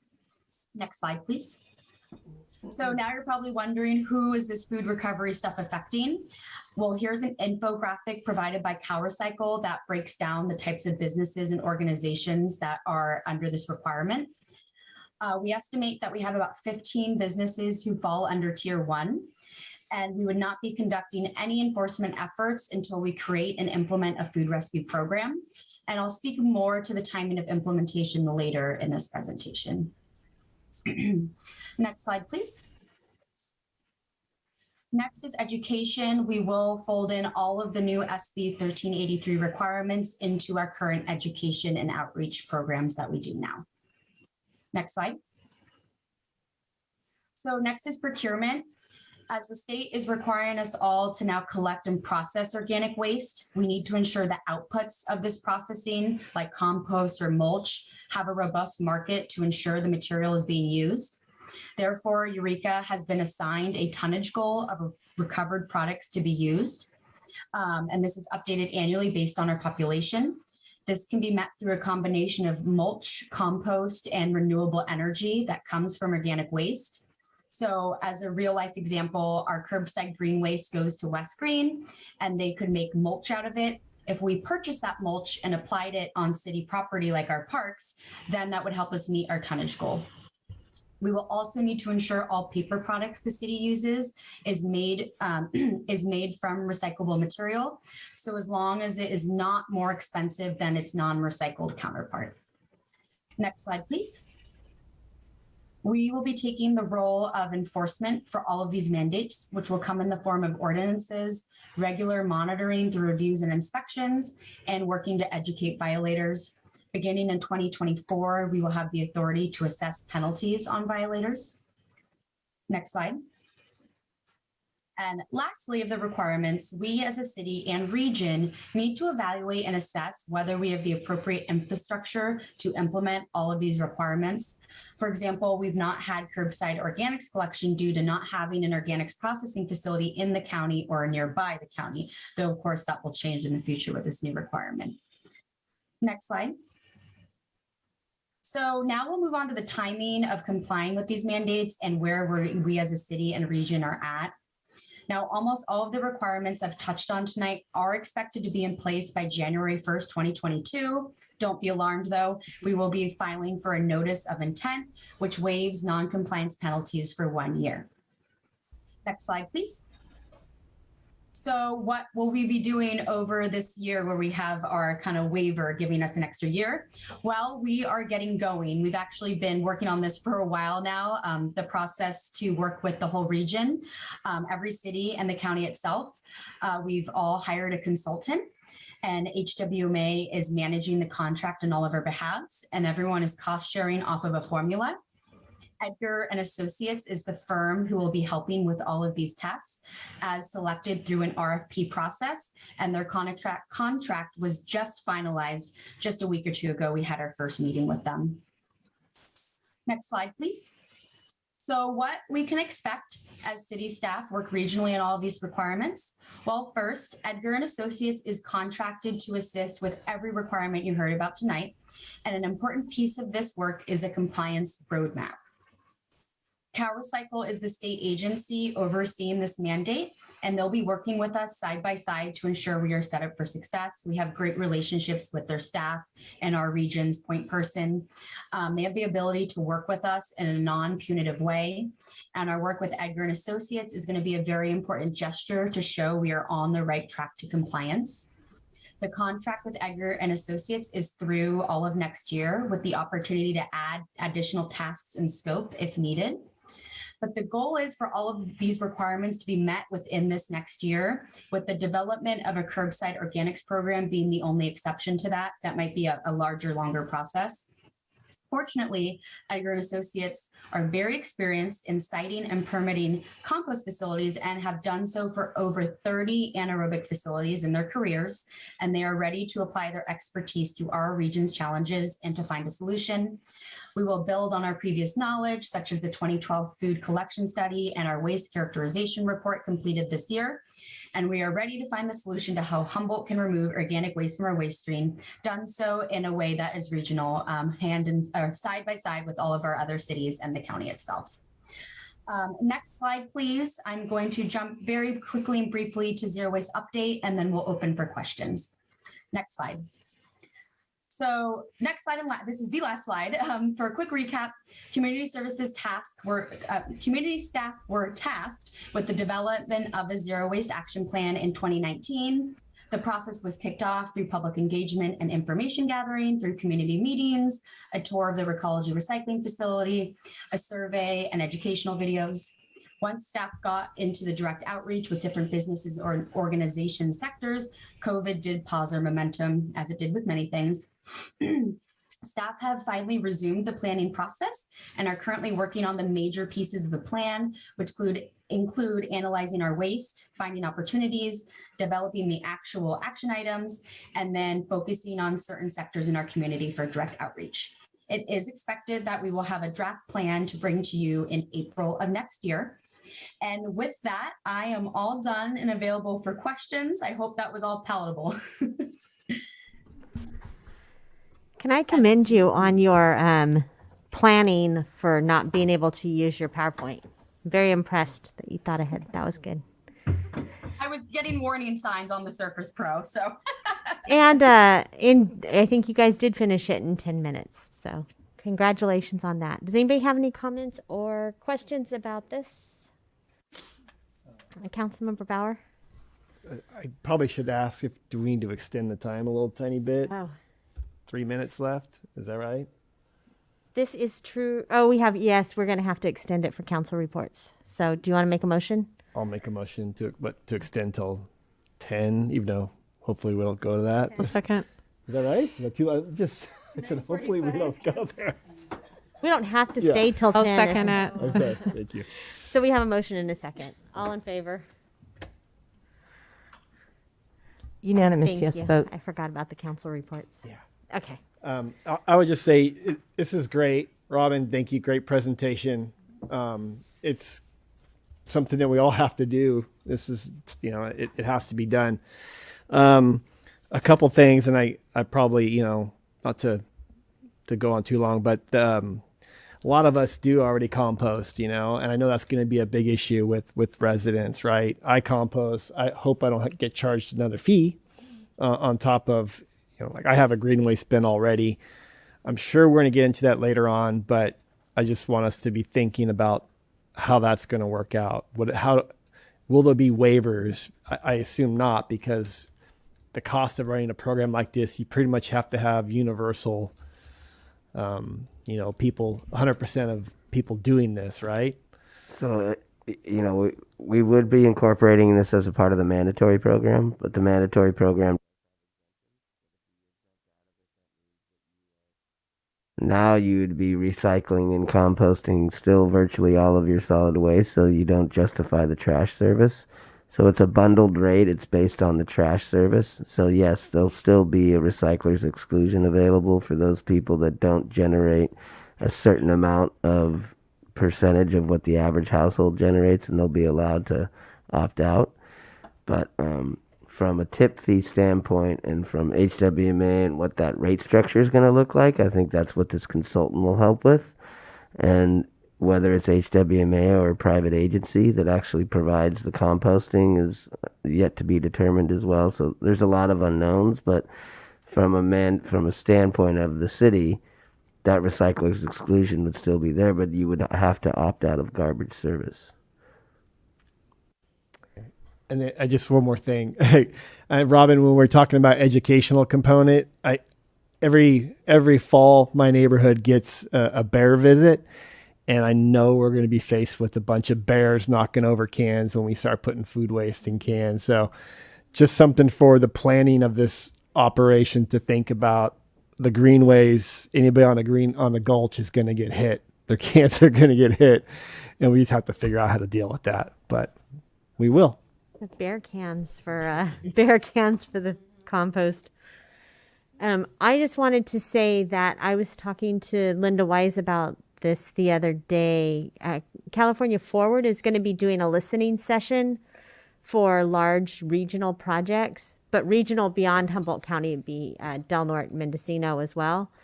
And she thought there was some potential for this. So you're going to be getting an invitation to that listening session for an opportunity to sort of talk about this with some folks who might be able to provide some funding. But we'll get that to you later soon. It's on December 17th. Anything else? Thanks, Robin. Thank you. Great job. Yeah, really good job. All right. So now it is time for council reports, and I am going to start down. This is Councilmember Castellano. Let's see. Well, I was out of town for a little bit in that I went and visited my mom for the harvest holiday. But coming back, I've been continuing to work on housing related issues. And also I don't often talk about kind of my personal work, but I did just accept a new job working as the executive director for the Ink People. I'm very excited, to serve the community in this way. And I've been involved with that organization for a long time. So, just if anyone in the public wants to talk about arts and community and culture, feel free to reach out. Councilmember Moulton. I don't have any travel related report, but I did attend another episode of the city's diversity, equity, and inclusion ongoing planning and work. I'm really just impressed with how that's all going and how open people are to having sometimes very difficult conversations. Seems like this work with Fog Break is making the city a better place to work and to be, and I'm excited to be a part of that. Thank you. Councilmember Arroyo. I am a little mentally depleted, so I'm gonna do a more full report next time and pass it to Councilmember Bauer. Excellent. Councilmember Bauer. Yeah, I was fortunate to stay home for Thanksgiving, and I haven't done that for years. And I was like, the days actually crept by with very little company, and it was awesome just to be home with family. And I will say, I took my kids down to Old Town, and it was super busy. Arts Alive. Yeah, we were down at Arts Alive, and both my kids were like, Old Town's pretty cool. I said, yeah, Old Town is really cool. I mean, the history of Old Town, we start talking about different buildings and stuff, but just the appreciation of realizing that they do live in a cool town. And I'll say that that's partly because of what like city staff is doing and like the strategic plan stuff. Just blown away by how much we've done in a year.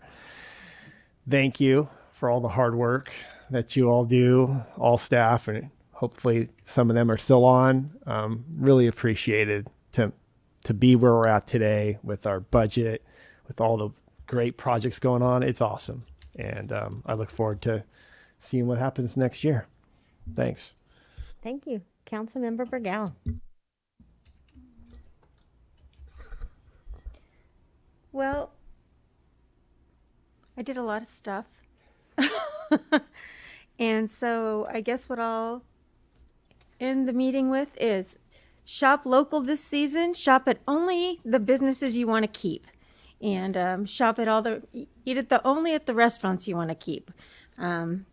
We have a wonderful, robust community, and we are all a part of it, and we all need to work together to continue to grow in healthy and positive ways. So that's all I have. Actually, can I say something? Yes, you may. I do want to welcome our acting chief, Chief Stevens, and we're happy to have you. Thank you so much for stepping up. We've all known you a long time, but now we get to know you in a new way. Awesome. And with that, I'd like to invite everybody who's here who has not picked up your Go Slow, Watch the Road sign. Leave today. Take as many as you would like. And I will see y'all in a couple weeks.